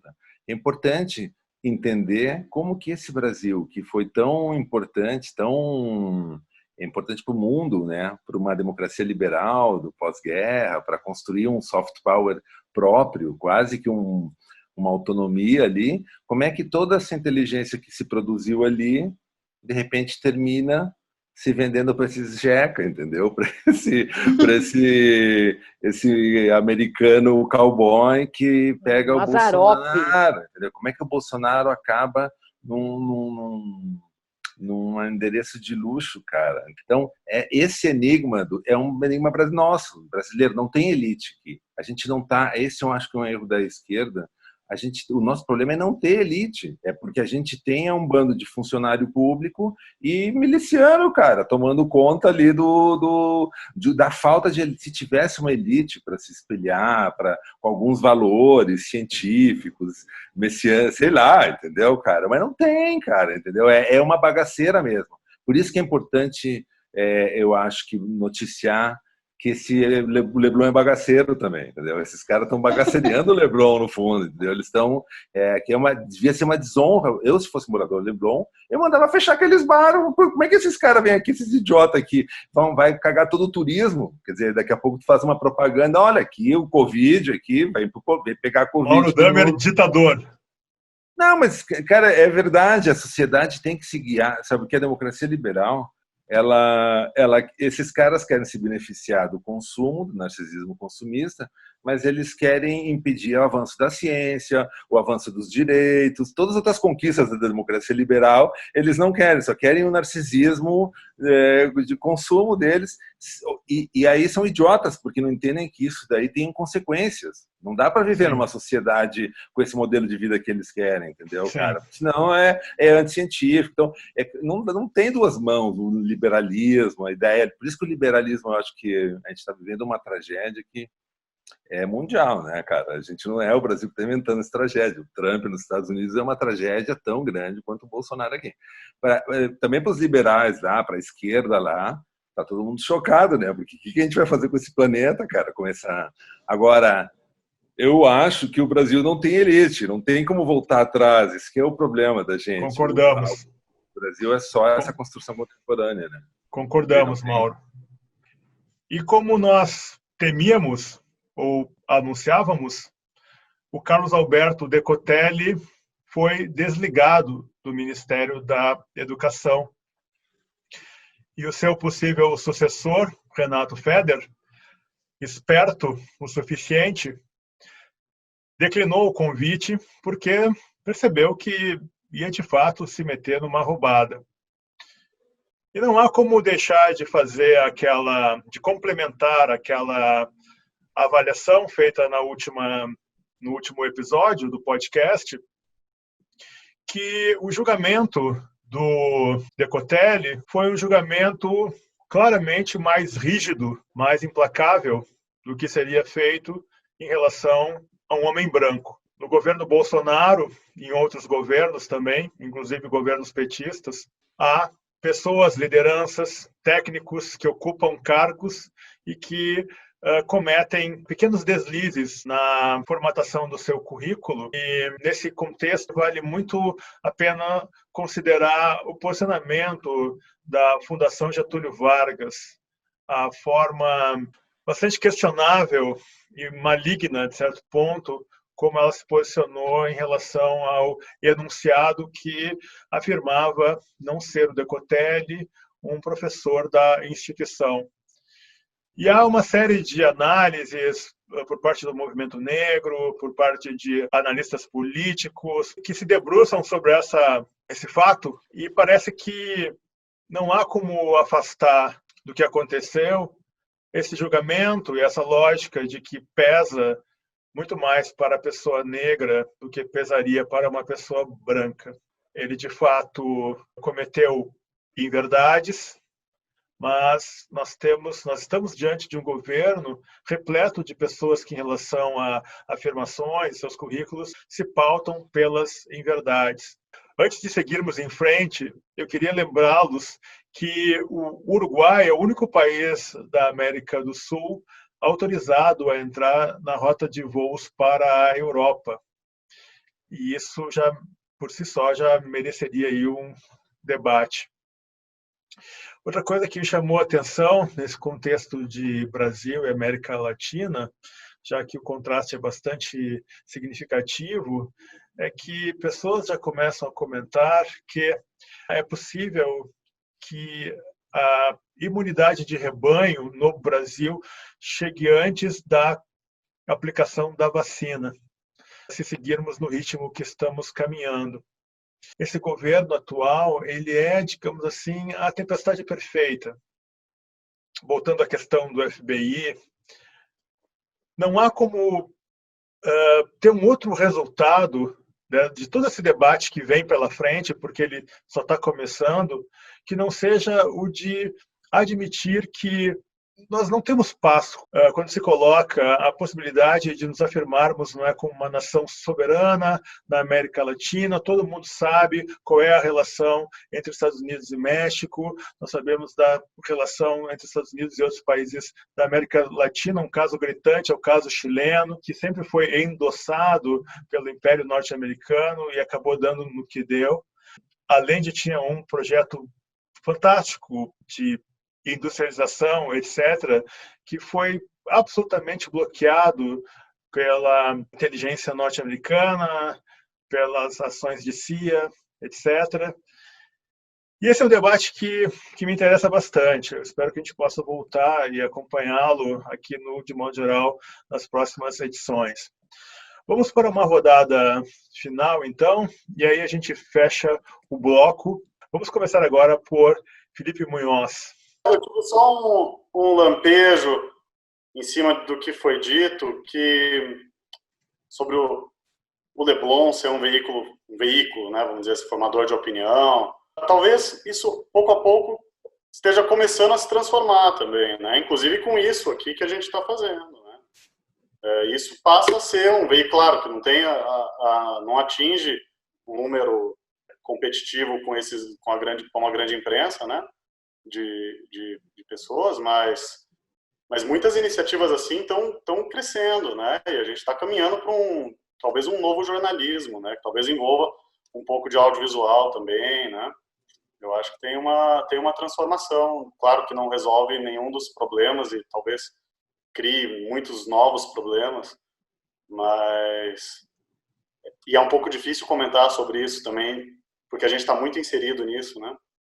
Mas tem uma transformação dos veículos de comunicação, né? E se a gente pensar de uma forma McLuhaniana, isso que a gente está fazendo, o podcast, que também pode ser assistido e reproduzido, inclusive em movimento, né? Em pequenos. Essa é uma questão interessante. Isso é, de certa forma, um conteúdo também, né? Esse veículo tem o seu conteúdo implícito também, que claro, é difícil da gente analisar isso vivendo. É o mesmo caso da peça da Juliana, né, também. São novas formas de expressão que vão tomando corpo, né? Sim. Paula Fábrio. Eu anotei aqui algumas coisas. A gente estava até falando do que vem depois, né? Nossa, sinceramente, essa é a pergunta mais difícil para mim nos últimos dias, nos últimos tempos. Eu não sei o que vem depois. Embora eu tenha visto um pequeno movimento, né, de trincheira da esquerda, se levantar um pouco, ao mesmo tempo eu não tenho esperança. Levanta e cai, né? Se levanta e cai. Eu não vejo esperança nenhuma. Eu acho que a coisa vai levar muitos anos, talvez. Eu estou com 50 anos, talvez eu não veja a coisa se recuperar no Brasil, né, nesta vida, nesta encarnação. Eu não vou ver nada de bom acontecer. Eu tenho muito medo pela força que a extrema-direita tomou. Fico assombrada pelo tanto que esse cara não saiu do poder. Ele elegeu os 4 filhos com muita força. Ele pode ir embora e os filhos ficam. Os filhos são jovens ainda e tanto os militares que entraram no poder. Hoje mesmo eu vi uma entrevista de um cara aqui em São Paulo que vai sair candidato a vereador, é militar, ele saiu já metendo bronca no Dória, que é um argumento dele, falando, de certa forma, mal do Bolsonaro, e ao mesmo tempo ele diz que ele não se arrepende de ter votado no Bolsonaro. Então ele joga com as duas coisas, né? Ele é altamente camaleão. E voltando um pouquinho atrás, eu lembro que em 1992, eu aluguei uma casa na praia, eu acho que foi em Caraguatatuba, e eu estava andando de bicicleta na parte que eles chamam de sertão, né, que não é nada para trás, né, eu vi um monte de igreja pequenininha, evangélica, 1992, eu era muito nova e tal, mas eu acho que bateu um estalo em mim e eu percebi que essas igrejas, elas estavam entrando onde o governo e onde muitos partidos, e onde teve uma base do PT e de outros partidos de esquerda, elas estavam entrando ali onde esses partidos já tinham abandonado o local. E aí elas estavam fazendo um serviço social e que, posteriormente, isso viria para outros campos, né? E, inclusive para o político.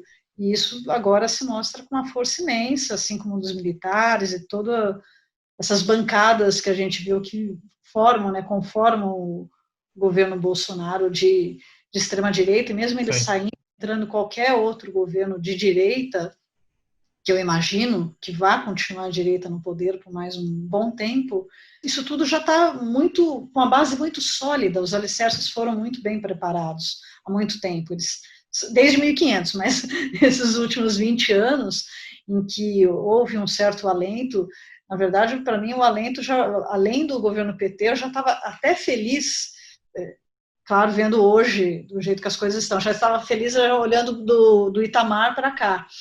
Eu já estava até feliz assim, mas acho que vem coisa muito pior por aí. Verdade. Juliana Leite. Estava ouvindo a Paulinha falar e pensando lá no Krenak de novo, porque tem um lance muito sério, né, da gente não ter narrativas de futuro que sirvam de alternativa para as pessoas se comungarem disso, que de repente em outros momentos, em outros governos, isso era um pouco mais claro, né? Que existiam duas narrativas e aí você navegava um pouco entre as narrativas que você, como eleitor, independente da sua classe social, da sua possibilidade de senso crítico diante daquilo, mas que você navegava entre essas duas narrativas, né? E de repente o que fica claro é que não existe narrativa a qual você possa se agarrar. Eu fiquei me lembrando lá do livro do Canclini, do Sociedade Sem Relato, que ele fala isso, né? Que na opinião dele é o último relato que deu conta, assim, da sociedade como um todo, que todo mundo vinculava a sua vida de alguma maneira aquilo, foi as Torres Gêmeas, que o mundo inteiro ficou um pouco vinculado àquele relato ali. E é claro que a pandemia também faz isso agora, só que faz isso num sentido não de ir em torno de um mesmo assunto, mas de craquelar a humanidade num sentido de cada um por si. Né? Vai cada um para um lado, cada um faz o que pode fazer, cada governo faz o que pode fazer e a gente começa a virar personas não gratas. Né? A gente provavelmente vai ter muito problema para ir e vir a partir dessa pandemia por sermos brasileiros e por estarmos abaixo dessa história como está acontecendo. Mas o que eu fico pensando, e até fico pensando também quem nós somos aqui, nós aqui, né, debatendo, como fabuladores mesmo, como pessoas que criam narrativas e né, leituras de mundo, sabe? Como é que vai ser o nosso pouso nisso tudo a partir daí? Porque me parece que se a gente for depurando essa sensação de não ter um discurso ao qual se agarrar, não ter algo ao qual você se sente um pouco pertencido, assim como coletivo, a gente vai sobrando um ranço individual que vai mexendo num lance de sobrevivência das pessoas, sabe? Que me parece que isso tem algo em comum entre aquilo que estava acontecendo no Leblon, entre o casal louco lá de São Luís, com as armas apontadas para os manifestantes do Black Lives Matter, e eu fui olhar o que o cara disse, o advogado lá, para dizer por que ele pegou num fuzil, né? E ele diz frases do tipo: a nossa vida estava prestes a acabar, eu já via a nossa casa em chamas, eu via o nosso cachorro morto.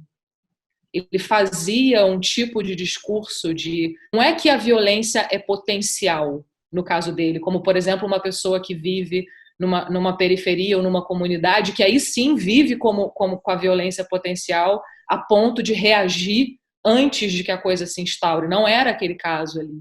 No caso dele, é quase como se ele precisasse do discurso majoritário, da ameaça da violência, para justificar o seu exercício de poder individual. Ele faz o exercício do poder individual já construindo a narrativa que corrobora o direito dele de empunhar aquela arma. E, de alguma forma, eu fico colocando, assim, pousando esses gestos essa coisa meio rarefeita que ficou, assim, em última instância, a gente mesmo, assim, a gente, oposição, como a nossa capacidade de encontrar os pontos em comum que vão permitir um certo discurso propositivo, ainda que as agendas sejam muito diversas e que tudo isso que está envolvido seja muito difícil de dar conta numa linha igual, né? Mas, sabe, caber algum tipo de meio do caminho que faz a gente notar que estamos na mesma situação, né? Sim.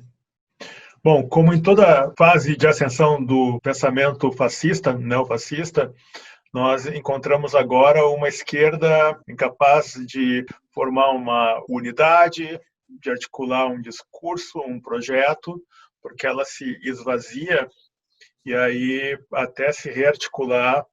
Enfim, eu concordo aí quando o André diz que serão alguns anos. André Del Fuego. Tanta coisa que me ocorreu aqui, fico pensando que a esquerda talvez ela não tenha desaparecido, ela tenha sido deslocada, né? Ela foi para um outro lugar, porque a demanda progressista, ela está, não é uma coisa que some, não é uma coisa que desaparece, ela está. Quando a Juliana fala da linguagem, que é uma coisa que a gente fala aqui muito, acho que quase em todos os episódios, que é uma questão de linguagem, esse é o problema. E acho que algumas coisas se resolvem pela forma, lembrando de novo aqueles fãs do K-pop que sabotaram o primeiro discurso do Trump. Aquilo não foi pouca coisa. E não há nada dito ali, é uma forma que diz. E ali tem uma demanda ali, essa demanda da esquerda, certo? Assim, com esses fãs do K-pop. Não foi exatamente com os líderes de esquerda americanos que fizeram isso, né? Foram, enfim, figuras que não necessariamente deviam estar numa manifestação da rua, alguns sim, não sei, a gente não sabe quase todos, mas de repente ainda são, pelo que eu saiba, muitos adolescentes que estavam em casa por conta da pandemia e tal. Quando a gente pensa em muita gente com a pandemia, tem aquela esperança de que a gente alcance uma natureza humana, que a gente volte para a natureza humana, né? Fica uma coisa mitológica aí da natureza humana e tal. Mas eu fico pensando como se fosse possível prescindir disso, né? A natureza humana somos nós, ela está aqui, a gente não tem como sair desse campo da natureza humana. E se a gente produziu tecnologia, se a gente produziu inteligência artificial, se a gente produziu internet dos objetos, isso é também parte dessa natureza, né? E não, acho que uma coisa por vir seria assumir essa tecnologia, não rechaçar, porque eu vejo como que a gente tem, claro, por conta de Facebook, logaritmos que fizeram que a gente ficasse dual e binário, que trouxe a gente até aqui. Isso é um grande efeito colateral. Mas essa tecnologia, ela tem que ser imbricada nisso, assim, sabe? Eu acho que ela é a forma desse porvir, não tem como sair dela e transformar não, ela já está aí, né? Já usar o que tem aí como gesto, talvez seja menos linguagem e mais gestos tecnológicos. Sim. João Paulo Cuenca. Eu acho que quando a gente fala do futuro da esquerda e que os próximos anos, nós caindo esse governo ou não, nós seremos governados por governos de direita, no máximo de centro-direita, e que a esquerda parece estéril e perdida como está, mas eu vejo uma coisa acontecendo. É aquilo que eu falei no último de modo geral, não existe mais a possibilidade das coisas se darem por procuração, sabe? Os atores políticos vão ter que se representar eles mesmos, sabe? E aí você tem a ascensão desse entregador antifascista, o Galo, que virou uma liderança política em 3 semanas. Ele surgiu e tem um movimento de entregadores antifascistas em São Paulo gigantesco. Eles têm um potencial de mobilização hackeando uma tecnologia gringa, né? Que é o Rappi, que é o Uber Eats, enfim, eles têm uma rede deles, né? E aí eu acho que, bicho, eu boto muita fé nesse tipo de movimento. Esses caras entenderam, a classe trabalhadora está começando a entender que não é fazendo acordo com o espiano ou com o banqueiro que eles vão conseguir o que eles precisam. É direto. São movimentos de ação direta e de pessoas que vão se representar. Então eu vejo um horizonte muito positivo de novas lideranças políticas surgindo, como é o Galo. Uhum. Mas assim, esse movimento ele é completamente fora da política partidária brasileira de esquerda que existe hoje. Eu não acho que cabe no PSOL, muito menos no PT, em qualquer um desses partidos de esquerda, não cabe no PDT. Eu acho que são partidos novos que com muita sorte vão surgir. E assim, é a esperança que eu tenho, entendeu? Mas é uma coisa que, de novo, nós, na minha série São Pedro, bebendo, ou as pessoas que a gente execra no Leblon bebendo, nós não seremos atores políticos para essa revolução, entendeu? Nós somos completamente marginalizados desse processo. Tomara. Porque aí tem um caminho, entendeu? Cada vez acredito mais nisso. Na ação direta e na autorrepresentação, na própria representação. Aquilo que eu falei no último, de modo geral. Talvez seja necessário a existência no Brasil de um partido negro. O partido das mulheres, é o partido dos entregadores de rap. Entendeu? É esse tipo de organização. Não é que, eu vou ter uma ponte com fulano. Não. Não é mais como, não é o caminho do lulismo, entendeu? É o caminho que é aquela coisa do Mano Brown. É o das bases falando por elas próprias. Não é que o PT tem que dialogar com as bases. As bases não esperam mais que o PT dialogue com elas, entendeu? Elas vão atravessar e passar e vão jantar o PT. Esse eu acho que tem que ser o futuro da esquerda no Brasil. Mauro Damer. Na verdade, eu sou otimista, porque eu acho que o Brasil tem que enfrentar umas questões, assim, por exemplo, assim, o negócio do ministro da Educação lá, né? A princípio, a ideia de ter um negro que serve a um governo racista, a ideia de ter uma mulher que serve a um governo machista, eu acho que, de alguma forma, ela tem que passar por isso também, entendeu, cara? Assim, a democracia, a inteligência brasileira, isso é o mínimo que pode passar e é um limite também das pautas identitárias, entendeu?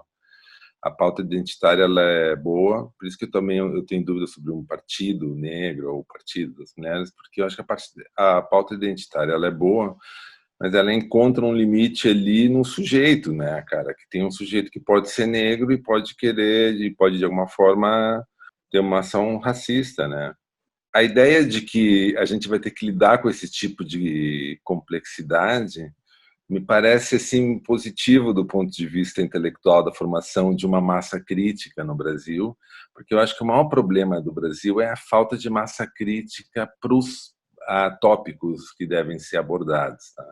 Então, por exemplo, quando a gente vai discutir economia no Brasil, na mídia, enfim, tal, é paupérrimo o debate, cara, assim, entendeu? Até 3 meses atrás, ortodoxia e responsabilidade fiscal eliminavam. É um papo furado isso, de neoliberais que cooptaram o discurso acadêmico e o discurso na imprensa. E isso destruiu a economia brasileira, de certa forma, cara, porque afastou outros economistas que tinham história, que entendem de outros, do Estado e tal. Então, a gente está vivendo uma espécie de colapso ingênuo, acho, assim, do debate público. Então, eu acredito que é legal isso, que aconteçam essa confusão toda no debate público, que acontece essa complexidade, que a gente tenha que lidar com ela. Entendeu? Ótimo, Mauro. Você mede um país, o grau de civilização de um país, pela capacidade que esse país tem de tornar transparente e democrático o debate que define os gastos públicos, que define a racionalidade de como as receitas e os fundos serão geridos. Quando a gente diz que a Previdência Social deveria ficar a salvo dos interesses econômicos e das aventuras, isso não é uma brincadeira. Quando a gente diz que a aplicação de recursos deveria ser melhor debatido e melhor racionalizado, isso não é isso não é um absurdo. Só que, como você bem destaca, vocês todos, de certa forma, nós estamos tão distantes, né, de uma situação como essa, de um ideal como esse, de uma maturidade como essa, que não é descabido você estabelecer uma crítica como você acabou de fazer. Eu queria ir para outra direção, Mauro Damer, mas acho que não tem como escapar muito disso, não. O João tocou no ponto, você também. E essa questão, por exemplo, de um partido negro, eu sou muito simpático a essa ideia. Já faz uns 2 anos que eu venho estudando todos os esforços que foram feitos nesse sentido e que não lograram, sabe, que não se concretizaram Eu acho que realmente nós temos que perceber, Mauro, no final das contas, que esse debate público que jornalistas de esquerda ou de centro colocam insistentemente, ele não existe. Tem uma coisa craquelada ou fragmentada, para usar a figura que a Juliana Leite trouxe aqui, que é despercebida por esse centro que hegemoniza o suposto debate público.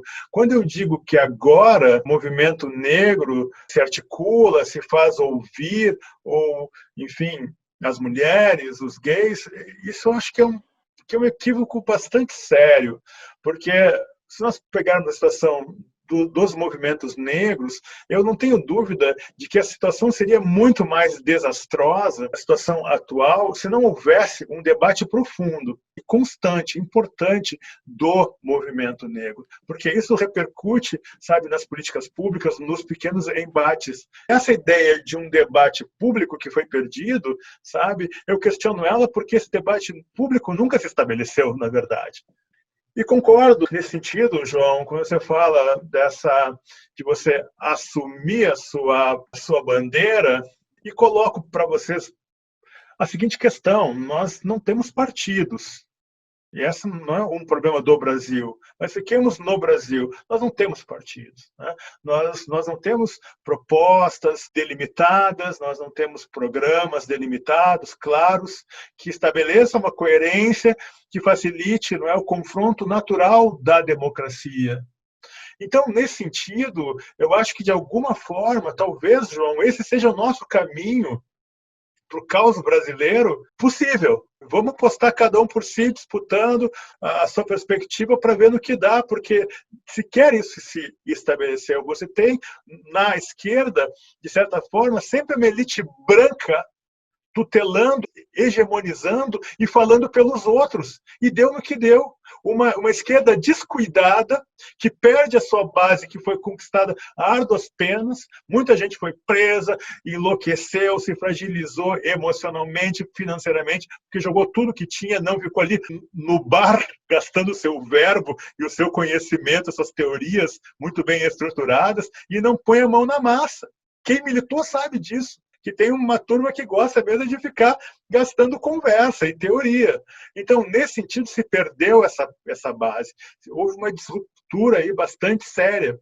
Essa negligência, ela está cobrando o seu preço e tudo vai ter que ser redimensionado. E a presença do Bolsonaro é simplesmente o escancaramento de algo que estava se anunciando. E agora chegamos a um descobrimento. Temos um novo descobrimento do Brasil. E acho precioso que foi colocado aqui. Sim, o podcast, de modo geral, talvez seja no futuro uma prova, sabe, da impotência dessa burguesia, embora todos nós aqui, de alguma forma, acho que todos nós viemos de estratos financeiramente inferiores, mas somos da burguesia, somos de uma elite pensante, e somos impotentes, sim, e esse podcast é prova disso. Então, fechamos aqui essa rodada maravilhosa, Felipe Munhoz, Juliana Leite, Paula Fábrio, e vamos para o terceiro bloco.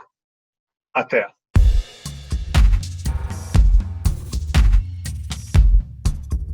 Podcast, de modo geral.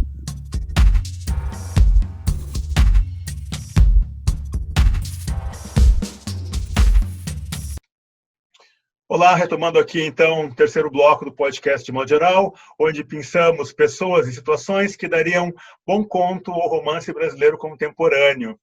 Vamos começar pelos convidados desta vez. Paula Fábrio. Olha, personagens é o que não falta, né? A galeria de personagens desse desgoverno é imensa. Mas, olha, Paulo, eu não gosto dos personagens fáceis, não. Eu não gosto dos estereótipos. A Damares... Sabemos disso, Paulinha. Então, hoje eu li só uma manchete, eu nem entrei na matéria, porque assim como o João Paulo Cuenca, eu não estou podendo ver muita coisa, senão eu já fico muito ódio, muita raiva. Mas eu vi que o Luciano Huck saiu da sociedade dele do Madeiro, da hamburgueria, né? E eu acho que ele é um personagem excelente. melhor do que a Damares e todos, porque os outros são muito estereotipados, né? Muito fáceis e muito previsíveis. E ele é um cara que, embora, acho que para a maioria de nós aqui seja previsível também, mas ele trabalha mais como um camaleão, né? Então ele é aquele personagem que pode surpreender em alguns momentos, né? Você espera uma reação dele, depois ele tem outra. Um que tentou esse movimento foi o Dória, mas aí ele já estava profundamente queimado para isso. Mas o Hulk, eu gosto disso. Eu acho que ele pode ser um bom personagem, porque é aquele personagem que nos engana bastante. Ele é aquele cara que apresenta o programa na TV, que dá dinheiro aos pobres e que é sócio do Madeiro e depois tenta disfarçar. Estava lá na cobertura do Aécio, quando o Aécio quase ganhou e não ganhou, e depois deu uma disfarçada. Uma hora ele ameaça ser candidato à presidência, outra hora ele recua, e ele vai avançando aos poucos, assim. Embora tenham feito uma pesquisa e ele não tenha uma margem muito grande de votos, mas ele é um cara que vai se construindo assim, entre bonzinho e mal, entre aquele personagem camaleão mesmo, que ele é um vilão e pode ser qualquer outra coisa. Então, eu acho que é um bom personagem. Puxa, é verdade, Paula. Nele. Totalmente.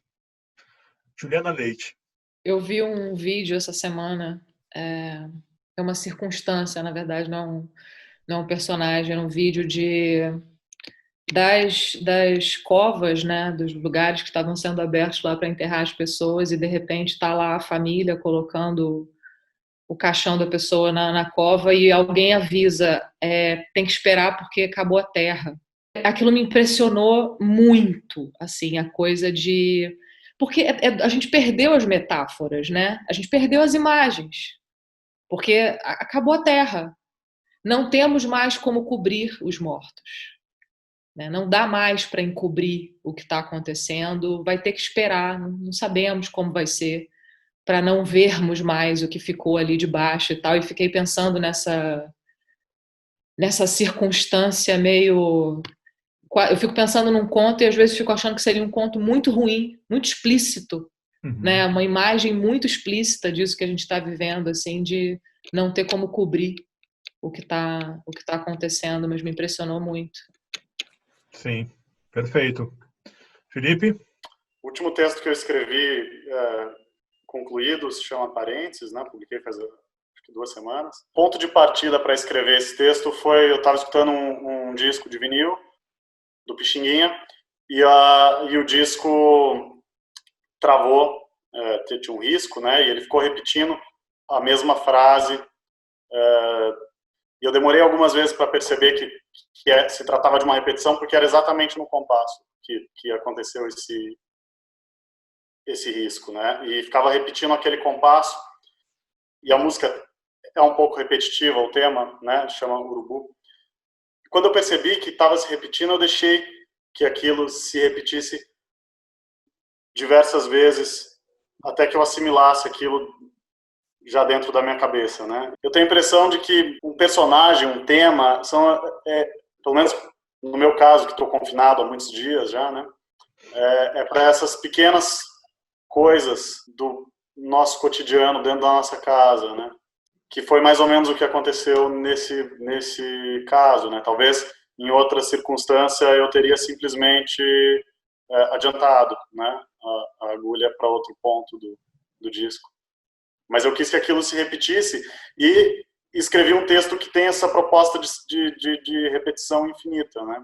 Eu tenho a impressão de que um bom nicho de buscar temas, pelo menos para mim, né? Porque a minha literatura vai muito para um espaço de não lugar, ou para um lugar um pouco fora desse mundo tão real, né? E por um tempo também um pouco indefinido, né? Mesmo quando se passa em um tempo específico, não é exatamente o nosso tempo específico, né? Para mim, eu acho que são essas pequenas coisas do cotidiano dentro dessa reeducação do olhar da própria rotina, da própria casa. Perfeito. André Del Fuego, então. Minha personagem é Lília Saldanha. uma senhora de São José do Brejo da Cruz, do sertão da Paraíba. São José do Brejo da Cruz tem 1.801 moradores. E ela é dona do cabaré Sol e Lua. Ela é vereadora, é uma mulher gay, e ela não é só vereadora, como ela é presidente da Câmara de Vereadores. E ela tem feito lives para arrecadar dinheiro para o bordel, né? O cabaré. E hoje eu assisti as lives, assim, fiquei completamente apaixonada por Lília Saldanha, porque a voz é personagem, a postura física, gordinha, grisalha, o cabelo, a roupa da Junina, com a xadrez dentro da calça jeans alta, assim, uma presença corporal. E ela falava agradecendo ao cara da farmácia que doou R$100, os pedreiros que fizeram uma reforma lá, que doaram lá 2 galões de água sanitária. Aí parava, vinham as meninas e dançavam, e aí as pessoas podiam escolher as músicas, e os nomes das músicas era Ser Corno ou Não, A Mulher da Rua, e eram letras incríveis, e as pessoas compravam, né? Então pagavam para ouvir aquela música e para ver as meninas, que eles já conheciam, é claro, dançando maravilhosamente. E aí ela começava a conversar com essas pessoas num misto de, porque ela tem poder nessa cidade de 1.801 moradores, né? Então, ela ia jogando umas coisas irônicas. Teve uma hora que ela falou assim, então, quero falar com a Ana, a radialista. Olha aqui, seu marido é meu cliente. E aí ela jogava, você não sabia se ela estava dando se aquilo era uma amizade ou se aquilo era uma, sabe, na minha cabeça já era radialista dizendo que a cidade ia, onde é que ia parar essa cidade, com essa mulher gay, presidente, tem um bordel. E a história do bordel é que assim, ela tinha um bar na cidade. A namorada dela conhecia uma menina que trabalhava num cabaré de outra cidade, brigou nesse cabaré, estava lá no bar e precisava trabalhar. E aí deu muito certo, começou a render, aquilo foi. E ela anunciou na live que deu tanto certo que ela vai abrir um outro cabaré chamado Eclipse. E eu fiquei pensando, né? Eu estou gostando da ideia de pensar em personagens, não para escrever, mas para amigos, né? Eu dedicaria ao Marçal Aquino a escrita, aquela escrita canalha. Ele é um bolerão, né? Marçal Aquino é um bolero, né? Então, assim, escrevendo Lília Saldanha. Muito bom isso que você está fazendo, que é de ter a ideia e ainda apontando, convocando a escritora ou o escritor que deve contar aquela história, André. Isso é simplesmente maravilhoso, André. Isso é maravilhoso. Você inaugurou com esse seu modo uma nova era no The Modo Geral. Parabéns, André. Mauro Damer. O meu personagem seria, eu acho... sabe que eu acho que está na hora de fazer um filme tipo um Mecanismo ao contrário, né? Agora um Mecanismo de esquerda, assim, vender para Netflix, assim, só com esses personagens bagaceiros ali. Aí o meu seria hoje já esse embaixador americano, cowboy, e aí mostrar meio a República Bananeira que o Brasil está se tornando com essa turma aí, entendeu? Perfeito. João? Segunda-feira tem uma coletiva do governo alemão que é toda segunda, né? E um repórter da Russian Times, olha que coisa, ele foi nessa coletiva e perguntou muito duramente ao porta-voz da Angela Merkel se houve interferência do Ministério das Relações Exteriores na minha demissão, porque a Deutsche Welle é uma empresa pública alemã sob o Ministério das Comunicações, enfim. O papo que tem em off é que a minha demissão foi pedida pelo Ministério das Relações Exteriores alemão. E passou por cima da redação brasileira. Foi uma ordem da Deutsche Welle Alemanha. E eu passei a semana inteira conversando com... Eu não posso falar com quem eu andei conversando, mas enfim. Sobre como isso... Qual é esse caminho, né? Que vai até lá. E é muito bizarro. Tem esse vídeo no YouTube...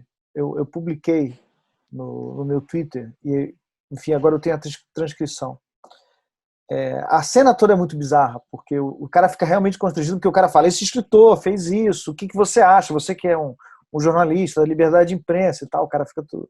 Mas a gente está vendo um mundo em que um escritor brasileiro escreve um tweet satírico, fazendo uma paráfrase de uma metáfora de 300 anos, E isso vira uma espécie de affaire d'État na Alemanha, porque o governo brasileiro faz um jeito de...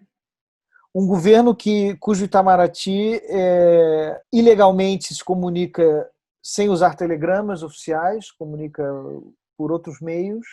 Um Itamaraty completamente atormentado pela ideia de que pode perder a sua cabeça se não defender esse governo em altos brados, num contexto em que a minha cabeça valeu alguma coisa, sabe? A Deutsche Welle já estava sendo pressionada porque tem uma cobertura crítica ao bolsonarismo. Surgiu essa situação maravilhosa, eu virei uma espécie de elo mais fraco e tal. Eu vou escrever sobre isso, né? Claro. Né? É uma situação completamente kafkiana. Mas eu acho que eu queria escrever sobre essa coletiva. Eu vou te mandar depois o link com a transcrição.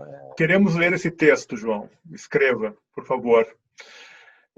Nessa linha que você falou agora, me ocorreu que seria um belo conto o nosso chanceler, já que ele ascende de uma forma não usual, rompendo toda a tradição do Itamaraty, ele recebendo, ao ser desligado, talvez pelo presidente sucessor, ou mesmo pelo Mourão, dificilmente pelo Mourão, que ele não terá as regalias que os chanceleres costumam ter, e que ele não vai para um bom posto, que ele vai retomar a carreira dele.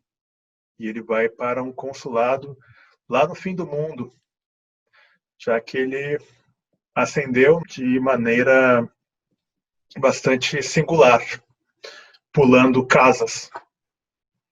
Mas o que eu tinha pensado, João e demais, na verdade foi um romance sobre esse tempo, sobre esse momento, ainda girando em cima da leitura que faço da postura frágil e precária dos intelectuais brasileiros, todos, nós, inclusive.